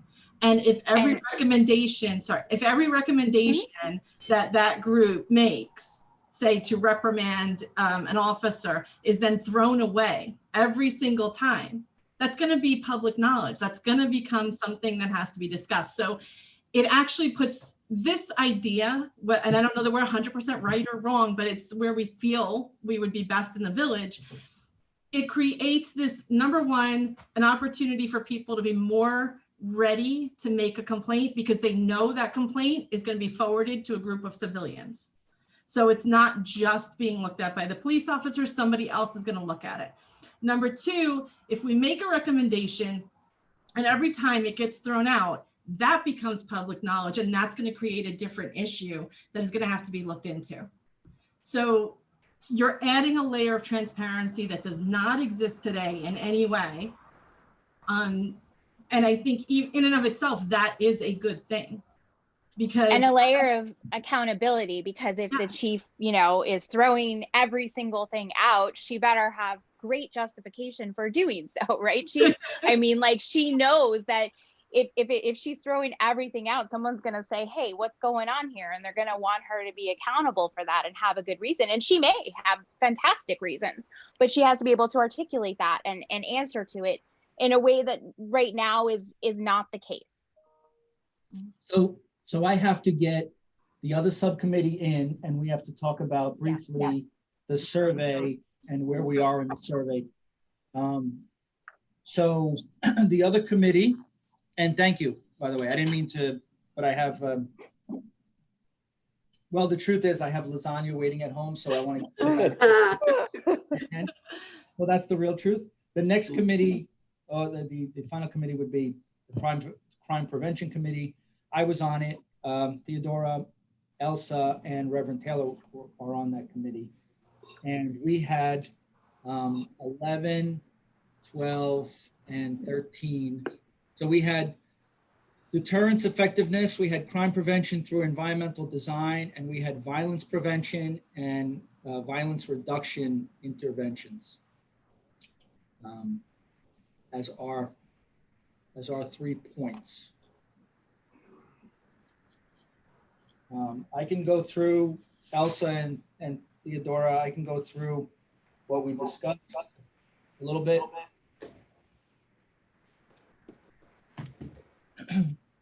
One item we talked about was getting together with the Crisis Counseling Center and the director there, Dr. Levy, to potentially have what we would be calling a partnership, where a mental health counselor would either be on call or potentially, if the situation allows, show up at the scene to assist our police officers. It would be contractual, depending on how it works out. I have not received a response back yet, but I will. Typically, Dr. Levy calls instead of sends an email. So, and I'm in the office only 2 days a week, so I hope to intercept his call soon. And there were no messages this morning. Environmental design, that really didn't pan out too well, unless the other committee members' thoughts. But we were going to look at the potential of connecting with At Home on the Sound to see if we could clean up properties or potentially put together some kind of a process where properties would be cleaned up and or altered in such a way that it would reduce crime. Typically what I find here in my job is that a property in disarray or left somewhat abandoned, the individuals either, it's a foreclosed property, which there are very few in the village, but there's an elderly person living there, and it's dark. The garage doesn't have a lock that works, those kinds of things. Those are the things that maybe partnering with At Home on the Sound could potentially benefit us in reducing crime or the attraction of that kind of crime. We talked about the youth officers and how they provide programs in the schools, training that they receive, as well as programs that they administer at the schools. We talked about Well, we asked the question of what does crime prevention mean for the department? And that's something that the chief was able to speak about, and maybe we'll speak to the full committee about it this evening again. And then we were looking at data and the potential to continue to collect data and interpret that data and how to do that. So we talked a little bit about that. That would probably be if this committee develops into an ongoing regular committee, then maybe that data would be very beneficial for that committee on a quarterly basis or annual basis. So those are the items that we talked about. Unless Elsa and Theodora, I missed anything. The chief talked a little bit about types of trainings that could assist in that direction. And she mentioned a training which she had mentioned previously, where the only cost to the village or to the police was lodging for, I believe, a 2-week course where an officer is trained to tell by someone's pupils' behavior, appearance, what, if any, drugs specifically they are on. And I assume that that could be said, if people are spending this kind of money on doing these kinds of trainings, that would be said to give probable cause based on that officer's expertise in identifying controlled substances and or marijuana, to then search the person or enter their vehicle or whatever it is. It could obviously be a situation where that person would realize that somebody needed to be administered medication in order to save their lives. But that's a pretty, I think, narrow use for what seems to me a fairly broad training. But that would fall under, I mean, life-saving, but also crime prevention. And I think that there are some other types of the trainings that you can look at that are geared towards crime prevention. And of course, I would say that, you know, working closely with civilians and getting to know people in the neighborhood and that sort of thing is crime prevention as well. And I know the chief agrees with me about that. So we talked about that. I certainly have a question regarding the videos, and I have a more impactful video that Jarrett sent me about that night. And it's not like that's the only time there was some sort of disruption. It's just an event which was such a watershed event for the African-American community in Washingtonville. And, you know, still that's a rift that has not been healed. And I just hear about it all the time, and Jarrett can't move beyond it. The third video that he sent me is longer and so specific, and there's one particular officer who is really behaving badly. But it makes Jared look like an idiot. And he knows it, and he said, I don't care, but he does keep saying, I was going to send it to you guys now that I said it, and he said I should, but he keeps saying, I have a huge penis. And I don't know whether he's intoxicated or he's trying to distract attention from the person the officers are more interested in taunting, but they're taunting people. And they're, as I said, they're enforced. And that could be crime prevention, right? They're acting on a 2-year-old complaint of fireworks. And so they're there to deter the setting off of fireworks from the morning until into the night. So that's an act of crime prevention. And I did ask the chief about it in an email and did not ask her for a direct response. And she was not the chief and she was not there, but it was not a good event. And I'm going to send you the third video. And I wonder if there are other sorts of crime preventions, which are sort of, let's make a show of force so that people will behave better or not behave badly, or so we can make a roundup and make a bunch of arrests. I don't know. I mean, that's strategy, but it's crime prevention strategy. So I was interested in having more of a dialogue about that. I can't see the chief ordering this kind of an event. I really can't. All right, so one of the things that I think we had spoken about on our meeting too was about, patrols and being seen. So, people, if they're there to commit crimes, if they see law enforcement, they might be deterred to commit those crimes. And we also talked about the Ring camera and how we've signed up to be part of the Ring community. And that's something that Lieutenant Gatta actually spearheaded with one of our other sergeants, where people can, if a crime is committed and they capture it on their Ring camera, they can share it with law enforcement. Or if we're aware of something that happened in a certain area, we can reach out to people in that Ring community to see if they would provide us with video to help solve a crime. We had asked about surveillance cameras being in place in the village. I don't know if we got an answer. We do not currently have any cameras except for the one that was recently erected at Van Rans and Mamaroneck. Other than that, I do not believe there are any other surveillance cameras in the village. Unless you count the ones that was around the police So department. Just watch the police department and the inside. The only other ones that I can come to mind are ones that are internal to the police department and the corners of our building for security purposes.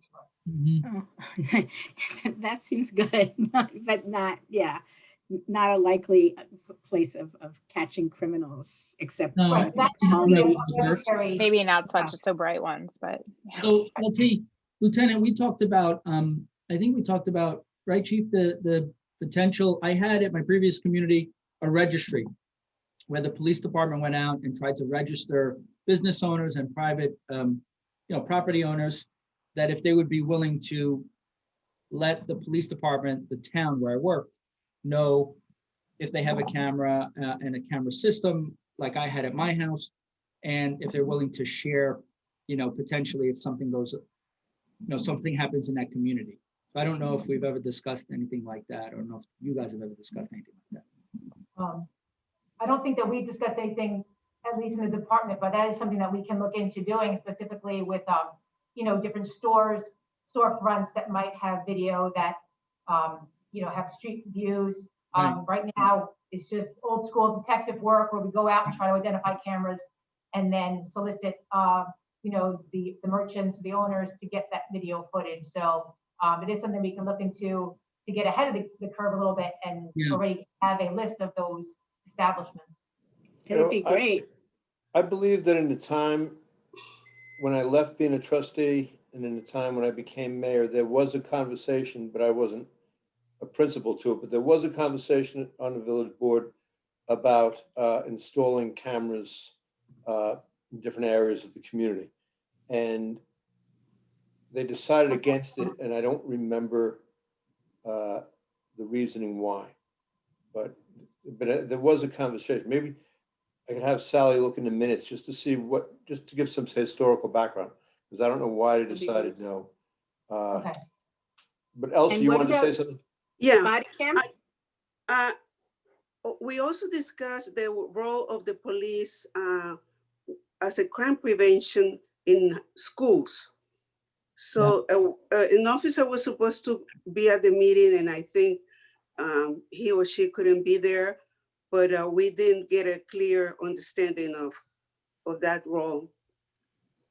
So I believe I sent an email to the committee, right, about the different things that they do at the schools.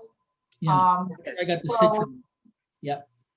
So it was more engagement with the students. We don't have school resource officers that are stationed in the schools, but officers do visit the schools.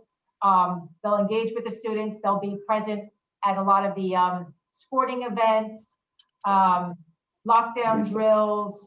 They'll attend some of their health classes, their classes, so things of that nature. Do we have a DARE program? Yes. One of our schools still has the DARE program, and another school is looking into bringing it back. Okay. I got a lot out of that back in the day, that's for sure. Did it work? Yeah, so far. For me, anyway, personally. I mean, I'm in the military, so but I guess the DARE thing worked, but I can't speak for everyone. But when I was on the board previously, the school board, at least in Mamaroneck, and I think in Rhinebeck too, rejected community, the resource officers. So that's a decision, obviously, that has to be made by the school board. I do remember them rejecting that. I think Chief Flynn was chief at the time. Rejecting what? Was that, Mayor? The School resource officer. Resource officer. School resource officer. And what is resource a euphemism for? Police officer in the school? Available. So. I remember when I was a kid, we had like youth detectives who came around. They knew all the kids. You knew them. You kind of lost your fear of them, but you knew they knew you. So don't mess up. So don't be the one who gets caught at the party or anything like that. But they also had where they had ex-cons come in and work with the community that have been clean, maybe work with troubled youth that have proven that they're on a straight and narrow. I saw that in the whole governor's plan. I don't know if that's something that they ever had. I'm not talking like hardened criminals, but guys who've messed up and talked to troubled youth like you don't want to go down this path. Is that something that we do? Ever done?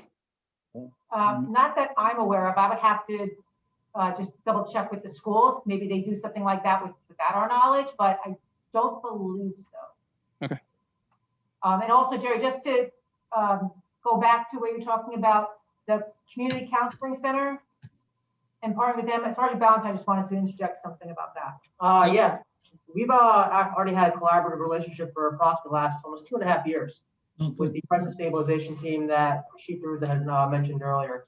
And it almost works directly as what you're talking about to try and get in line with the Mamaroneck Counseling Center. We have a one-to-one basic relationship with them where either our officers between either try to get them on scene if there was enough time, if time would permit, or ultimately if they were transported to the hospital, it's a phone call from us. They would actually intercede at the hospital on that person's behalf. In addition to that, also provides secondary services beyond what we normally see as far as from a mental health perspective. And that could be anything from life coaching to substance abuse counseling to adolescent issues to mental health assistance issues. And they work in collaboration both with whatever hospital they may be going to and also in addition to St. Vincent's Hospital.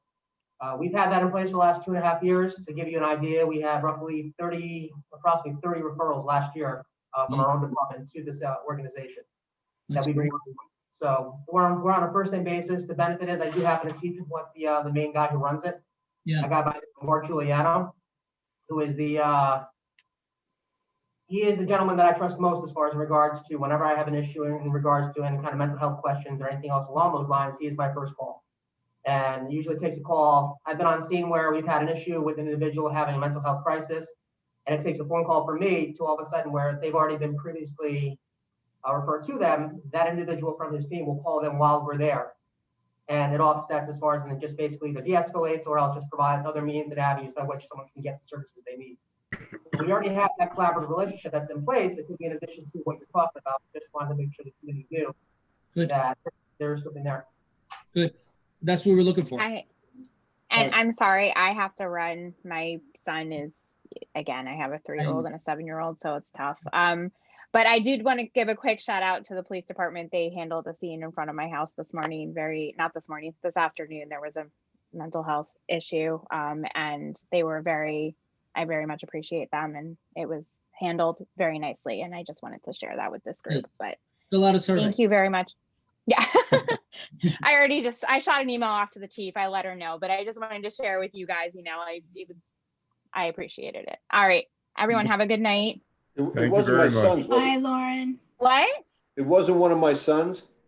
No.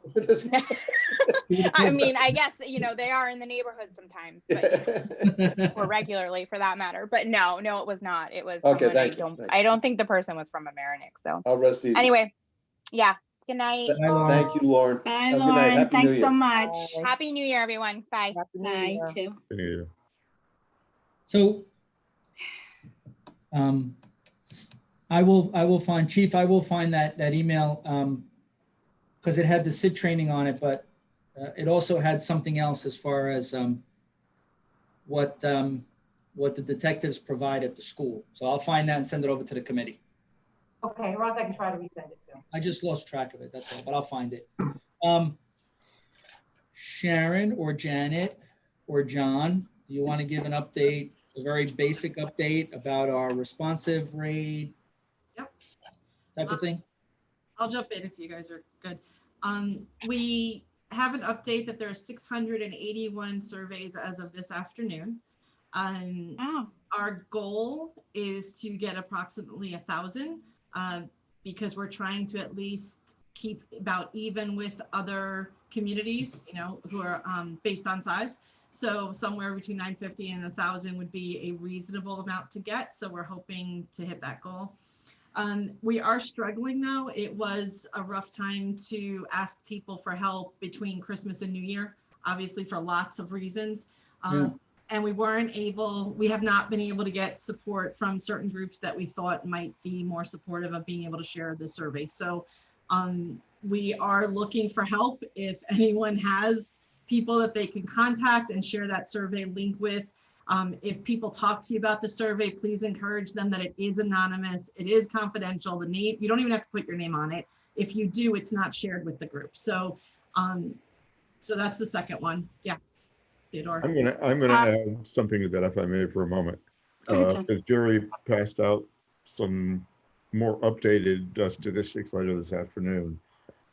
From people who self-identified, no, we've had a total number of responses of 661 responses to the English version of the survey and 20 responses to the Spanish version of the survey. Yeah. Yeah. Which is not surprising. No. At least for the reasons that have come up and we've talked about before. We are seeking ways to try to get beyond that because we don't think we can draw any conclusions from the survey unless we can get beyond that a little bit. We are reaching out to lots of different groups in Mamaroneck, through the high schools, through One Mamaroneck, through the organization which I'm affiliated with, and a number of others who are trying to help with some limitations because sometimes they're a little bit nervous urging their clients to fill out a survey. We're wrestling with that, and we collectively made the decision that we don't want to release any partial results until we're satisfied that we've got a decent sample, and then we can sit down and analyze them well and put them shaped to go to the board. Somebody foiled today and asked for the 550 responses. So somebody knew there was 550 responses, and that person then foiled for the exact number that we had at that time. They want the number or they want the actual responses? They want the responses. Can we make a collective recommendation about that? I think it's open meetings law. You know, it was the serial foiler of the village. Okay, but I think we've made a promise, and this was what I was going to ask a minute ago. Who's going to read these? Who's going to read the comments? But we made a promise that they would be anonymous. And I would fight to do that. Yeah. Can you repeat that? I just missed that. What happened with the survey? I'm sorry. A Mr. Stuart Teegert. Who? Who's that again? Foiled. I'm so surprised. Foiled and I already guessed that. At one point, well, just let me finish. At one point, we had said there were 550 responses, and he foiled the exact number, 550 responses. We didn't even know there were 550 responses. What? The I survey committee didn't even know there were 550. No. I think that we sent that in an email. No, in fact, we knew the last we heard was 451, and then today was 681, but we never had any number of 550, so it didn't go through this committee because we didn't even have that number. Well, maybe he got his numbers wrong, but he had an When's it- exact number. When's the survey closed? Monday, No, it hasn't. The It 11th. will close on Monday, the 11th. January 11th, That's right, next Monday. because now So- that people are back, from vacation and everything, hopefully this will be Yeah. a full week of being able to reach out to people and get them to answer the Right. survey. Mhm. We Yeah. finally got May I the say something? Dr. Yeah, what up, Schatz Elsa? to post it. Go ahead, Elsa. To expand on what John said before, and I think Theo mentioned this also, there's a lot of apprehension, especially in the Latino community, to fill out the survey. They think that they are going to be targeted. They think that they are going, I think that at the beginning, it wasn't very clear that it was anonymous.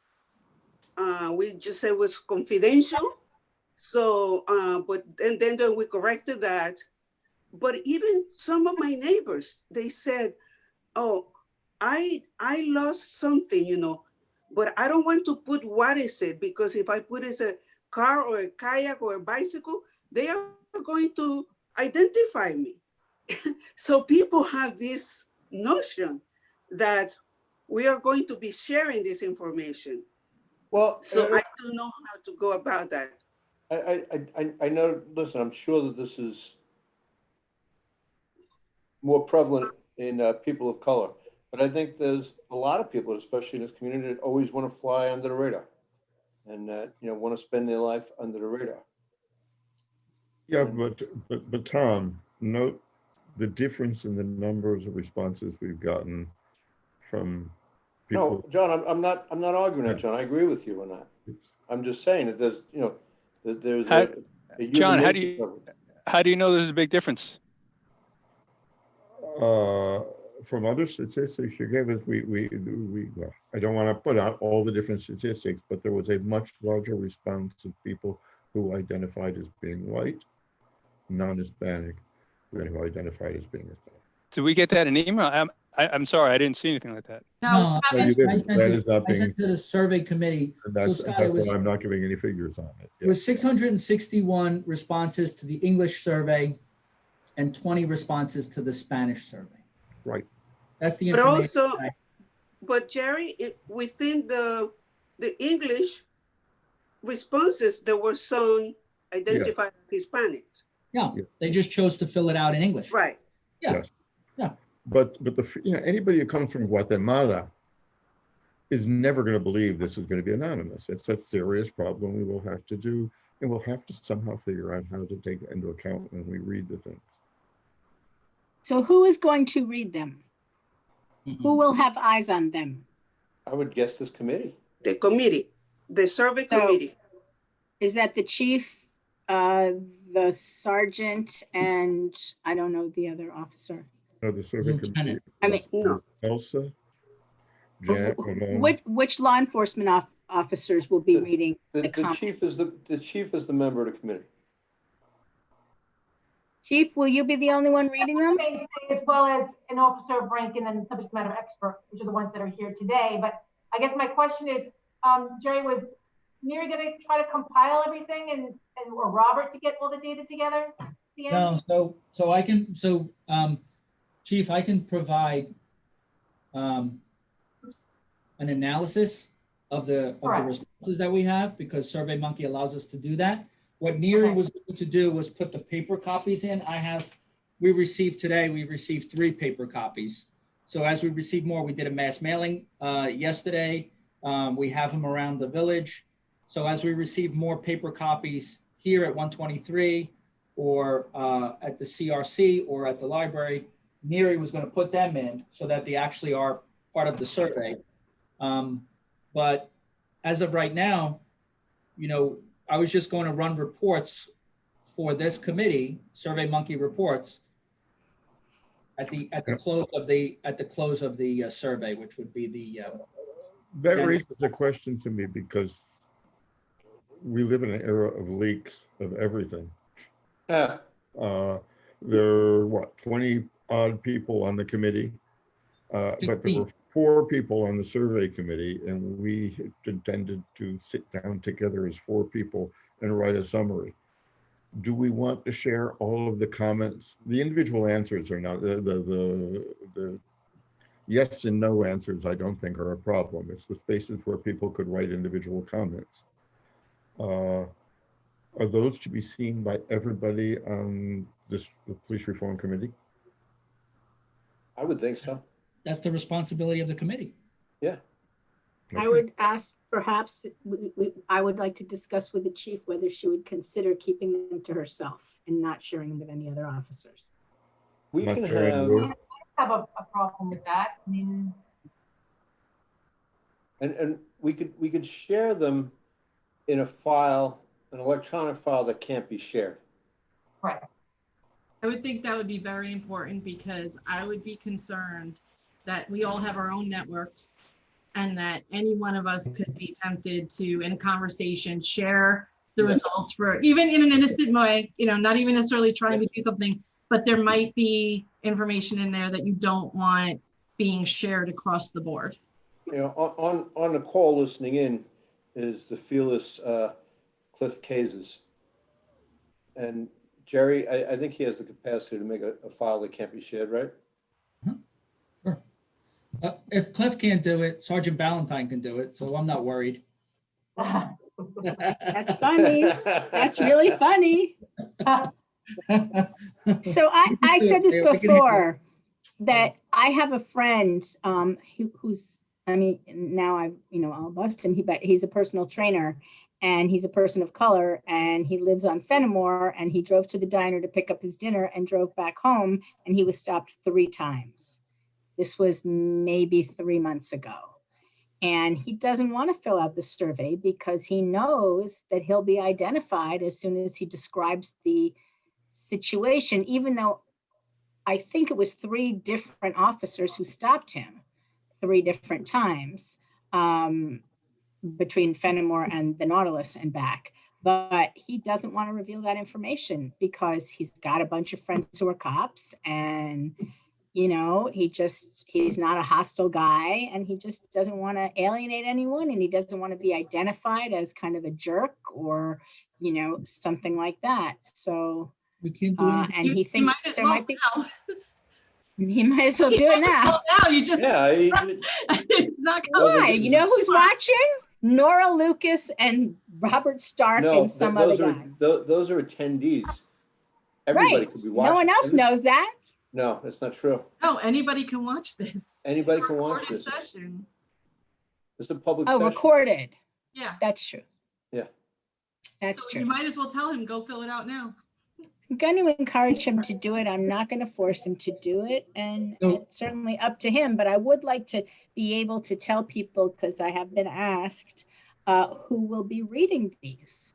And will it be perhaps somebody who is maybe above the people who make line officers who might make a street stop and, you know, maybe would use the context, the content for the value of it rather than the identity of the The only fair person. thing to do, the only fair thing to do is to provide the survey results with the named members of this committee.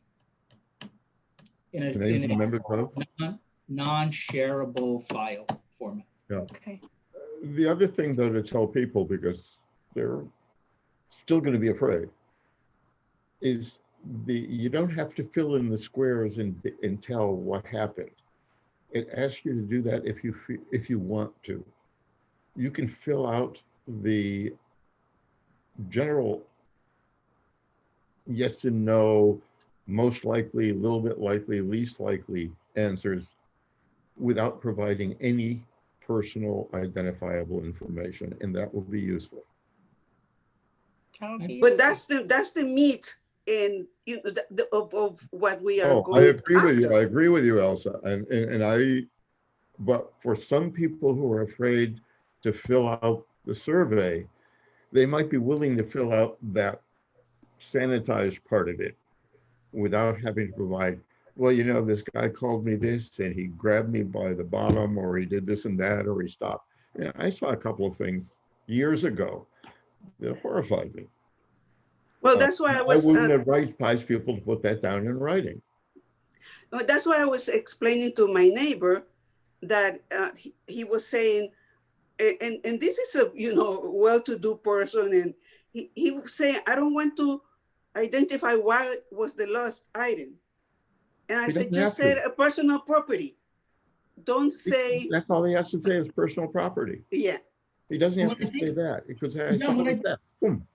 What I keep hearing though is the concern that an instrument like a survey and distributed during a pandemic is not going to give you the results of a one-on-one interview that you wanted to provide.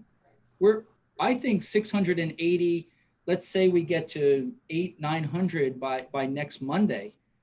That is a phenomenal response for the fact that, right, Sharon, we cranked this out in no time. Well, You got how, During the but- timing and I instead of- disagree, Gary. I disagree because unless you can break that response apart by different subgroups of the population, it won't tell us very much. If it tells us that 90% of the entire sample think the police are wonderful, but that's the unless instrument we we know chose. what the different groups are and how those breakdowns are. But that was we're the not gonna chosen do it. instrument. I mean, this is not a 2-year study Yeah. where we can find out. It's just not, we don't have that luxury. I wish we did, but I Yeah, don't- but what do we accomplish by finding out that most people think We have nothing to go we are on now. trying to study systematic racism, amongst other things, abuse of certain areas of the population. And the survey should allow us to do that without having people give any information that identifies themselves. But All right, this if we was the don't survey get that enough was approved by board. responses from the smaller groups and be able to separate out the answers by that, we can't tell whether there's any difference in the treatment.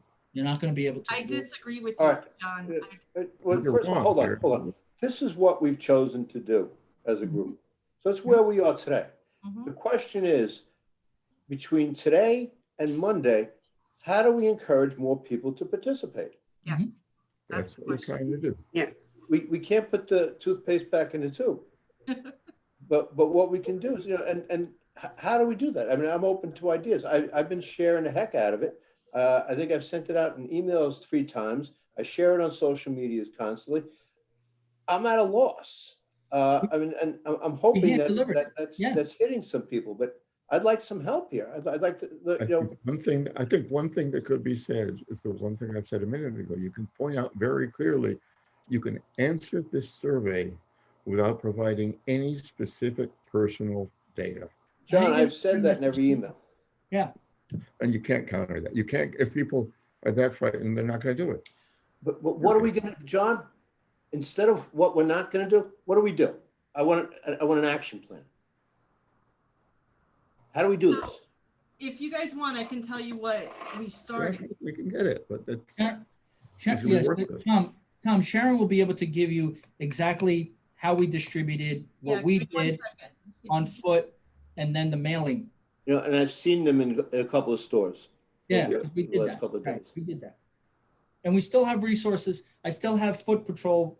I still have people who can go out on foot. If we've got 661 responses at this point, it's not unrealistic that we will have 1,000.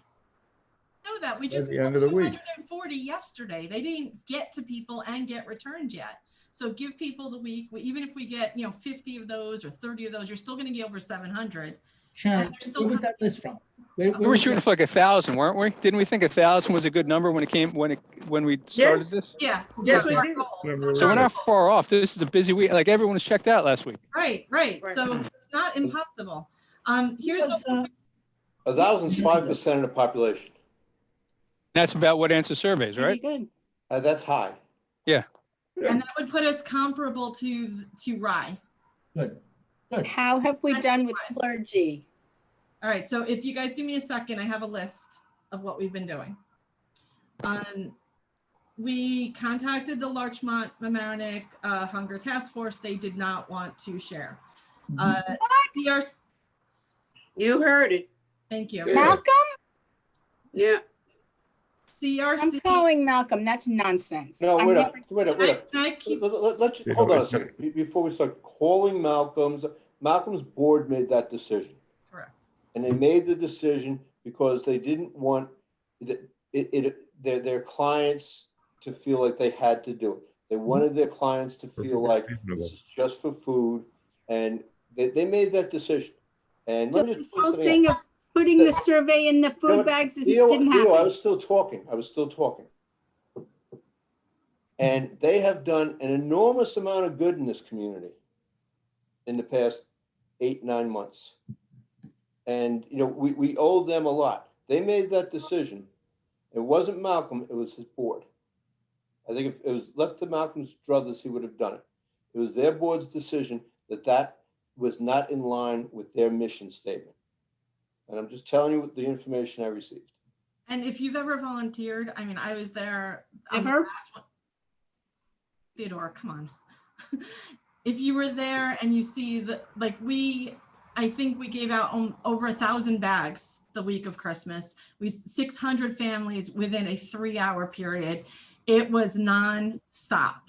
Yeah, there's no way we could have ever talked to anybody. The best that could have been done is stick it in a bag. And even then, you know, that would have been extra work too for the volunteers. So, you know, while I wish we could have done it that way, it's not the way it worked out. And so we have a whole list here that I would like to go through. CRC has a text bank, so they've been texting this out to everyone in their database. Jerry, you have reached out to the schools, Dr. Shaps, and that's all being done, but obviously school was out last week, so that is probably happening this week. St. Thomas has agreed that they will distribute. We have reached out to St. Vito's. We haven't gotten a response yet, so we'll reach out again. I've added some other churches to the list that we did not contact yet, so we'll work on contacting them this week. Chamber of Commerce was somebody, did we send you, Tom, and we ask you guys to do that? No, but I can do it now. Okay, so we have that on the list with your names. Dan's email that goes out weekly, I think it's like the second line item right now on that bulk mailing, which is a few thousand people. We have a note here to see if the Department of Recreation has a separate email and if they would be able to do it. We merged it, Sharon. Okay. So our 6,000, 7,000 names is merged. We reached out to the summit. John did that.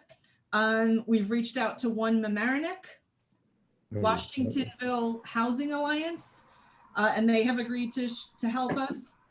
We did a mass mailing, well, it's not mass, but we mailed to 239 people anonymously from the CRC with personal letters from Janet asking them to please complete the survey, both in English and in Spanish. The message was sent. Yep. We have, Jerry, paper surveys at the at both CRC and the village at 123. I don't know about CRC. I have them I here. know they do it. And then we distributed to 65 businesses, organizations, establishments throughout the village. I have reached out to over 100 people at my co-op, and then I've also reached out to a managing agent who has clients in the village. I'm trying to get their presidents to also share the list. I'll see how far that goes. We reached out to STEM Alliance, who will be back this week. Janet spoke to Okra in one of the high school groups.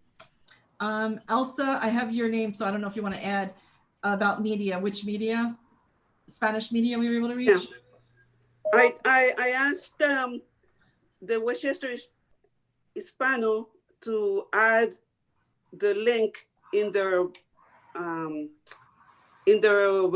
website because they only had it in the printed version, not in the website online version. Okay. So she put it in her Facebook contact. All right. So it's there now. We did do a half-page ad for the public forum Yes, and for the she told me survey that. Yeah, in she told me that. Hispano. And we also did it in the local, the Journal News and the Patch. We tried to start reaching out to some gyms that are open, and so far we have not had a good response from that. I think Tom and I forget who else, I'm just losing a name right now, has been Robert. putting it out on Robert, yeah, has put it out on social media for Facebook, Nextdoor, and what else? I put it on Twitter. And Twitter, okay. And did we get to Instagram? I Okay, I don't have it either, so I mean, I do. I but think somebody put it on Instagram from the Okay. school. He Yes. would have. You know, From I the don't know. school. I don't know. If the goal is 1,000, we're going to have no trouble. It's going to be there by midweek. We are midweek already by Friday. I would be very surprised if we're not.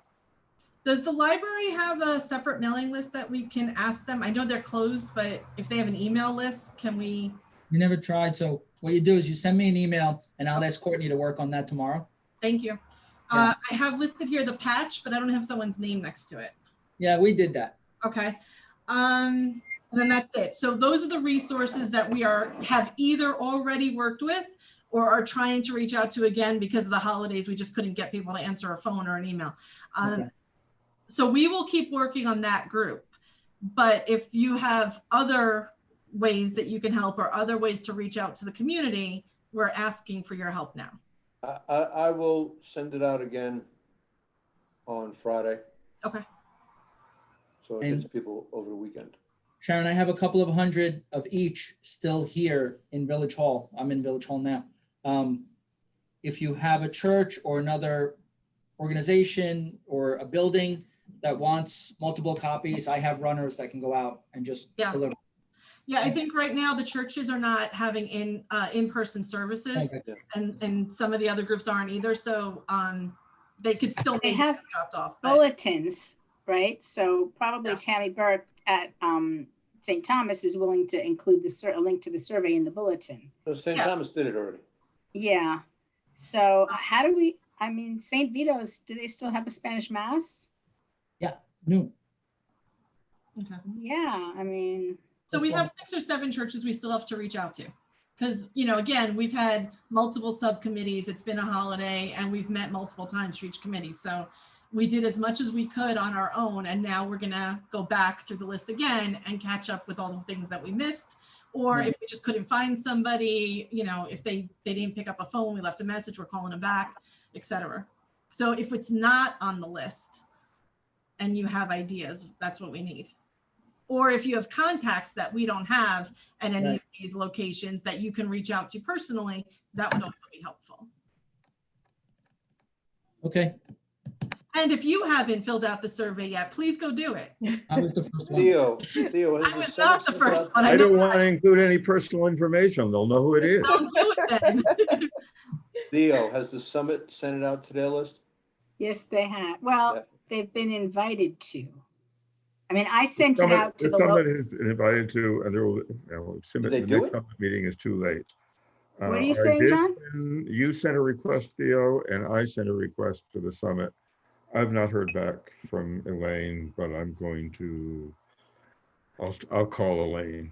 Yeah, In we general, both sent the it summit, to the summit members. In general, the summit has a policy of not circulating those kinds of things. But they make exceptions, and they've made exceptions in the past. Okay. What is the summit? What is the summit? Yeah, somebody describe that for me. The summit. Thank you. Summit is a formalized, informal group of people who get together and once a month put together a panel to discuss some problem of local importance to the tri-municipal area. That's all it does. It's like an underground group. It sounds like No, it's not an underground group, believe me. It's supposed sounds like to the be. Skull and Bones from Yale or something. I don't know. It sounds very Skull and Bones. That's right. About the mission is to inform the committee and educate the community about local issues. Technically, the summit board, which has about 25 people on it at any given time, is made up of individuals who are connected or representing other organizations. So whether it's somebody who's both on the Women's Club in Larchmont and also on the Board of Trustees in, In you know, the effect, Village that's of what- Larchmont. in effect, Theo, that's what most of the people on the board Okay, do. I have to But go. that's not a rule of the board. The Well, board I does thought, try to I reach was out. told that was the intent. Anyway, And- we and- create issues. sorry, John, but what are we doing? I have to go. I didn't realize the time and I'm way late on. Yeah. We all have to go. I Danielle I has to could go go on for also. hours because I took off the picture a little while ago while my wife We're brought done. me dinner. We're done also. Oh, you got dinner? Okay, Yeah, Yeah, but I did you just- notice I I just turned wanna off the point out camera for a is that little while? In the summits, that is where the Hispanic Resource Center had its genesis, which has morphed into the Community Resource Center. The summit, That's the great. summit, the summit combined with Martha Lopez and Olga Ochoa came together to start the okay. then Hispanic Resource Center 21 And years. have we communicated individually with both of those people? They're not on the summit anymore. Ochoa? They're not on the summit I don't anymore. think they live in Martha Connecticut. is all way off. John, why don't you send them an email with the survey and ask them to distribute it? Martha lives in, where does Martha live now? Yeah, New Martha Rochelle. lives in, New Rochelle. She lives in New Rochelle now. yeah, Yeah. they're all gone. She's, Yeah. and Olga, I have no idea where she is. I wouldn't even know how to get a hold of her. We have Okay. communicated with a lot of people, but everybody on the board of the summit has received, I think they have received, should have received Okay, some information about this. All right. all right, I gotta go. We all have to Yeah. go. All right, listen, folks, thank you all very much for soldiering on here. I just want to, for those of Mr. Winchester was not with us tonight. He's had a death in his family. His sister Oh, has passed away. So we want to send our condolences to the Winchester family and another victim of COVID. Do Yeah, you think it's and we should- possible we have for us another, to we send have flowers? another, You're right, we we should, have but another I'm going to person be, also say something who myself. had, What else? My brother died a week ago of COVID. I'm sorry. Oh, And Sorry. poor I'm so Elsa, sorry. Elsa, I was talking about it with Janet on one of our meetings when Elsa clicked into the meeting and wanted to know what was wrong and I wouldn't tell her. no, Oh, but I Sorry, lost. respect, I Yeah, but then finally, I told you later on. yes, I'm very sorry for This your is loss. important. So, I wish you all health and I'll Yeah. see you Oh, again. God. stay healthy. Yes, please. Well, I'm trying. My gym trainer at Equinox canceled our meeting today because he tested positive. Oh, man. Oh, Just keeps getting closer and closer. yeah, it is. All right, feels like you're dodging bullets constantly. Yep. Yeah. And you'll notice I'm not wearing a mask. You're You're home. at home. I'm Thank- home sitting in my room all by myself on the computer. I have to put one on when I leave this room and go down to get dinner because my son might be positive. Ooh. I know. I could be positive. He tested. We're not doing it quite that carefully because my wife and I share the same train. Right. Don't forget public forums on the 7th. Yeah. 7 you can o'clock. Okay. attend, you can, whatever. Thank wanna you, be- Jerry. Thank you. Thank you Good so night, much, everybody. Jerry. Thanks. Thank you, Jerry. everybody. Bye. And I will avoid my Thank next you, door officers. neighbor for a while. Bye. All right. Goodbye.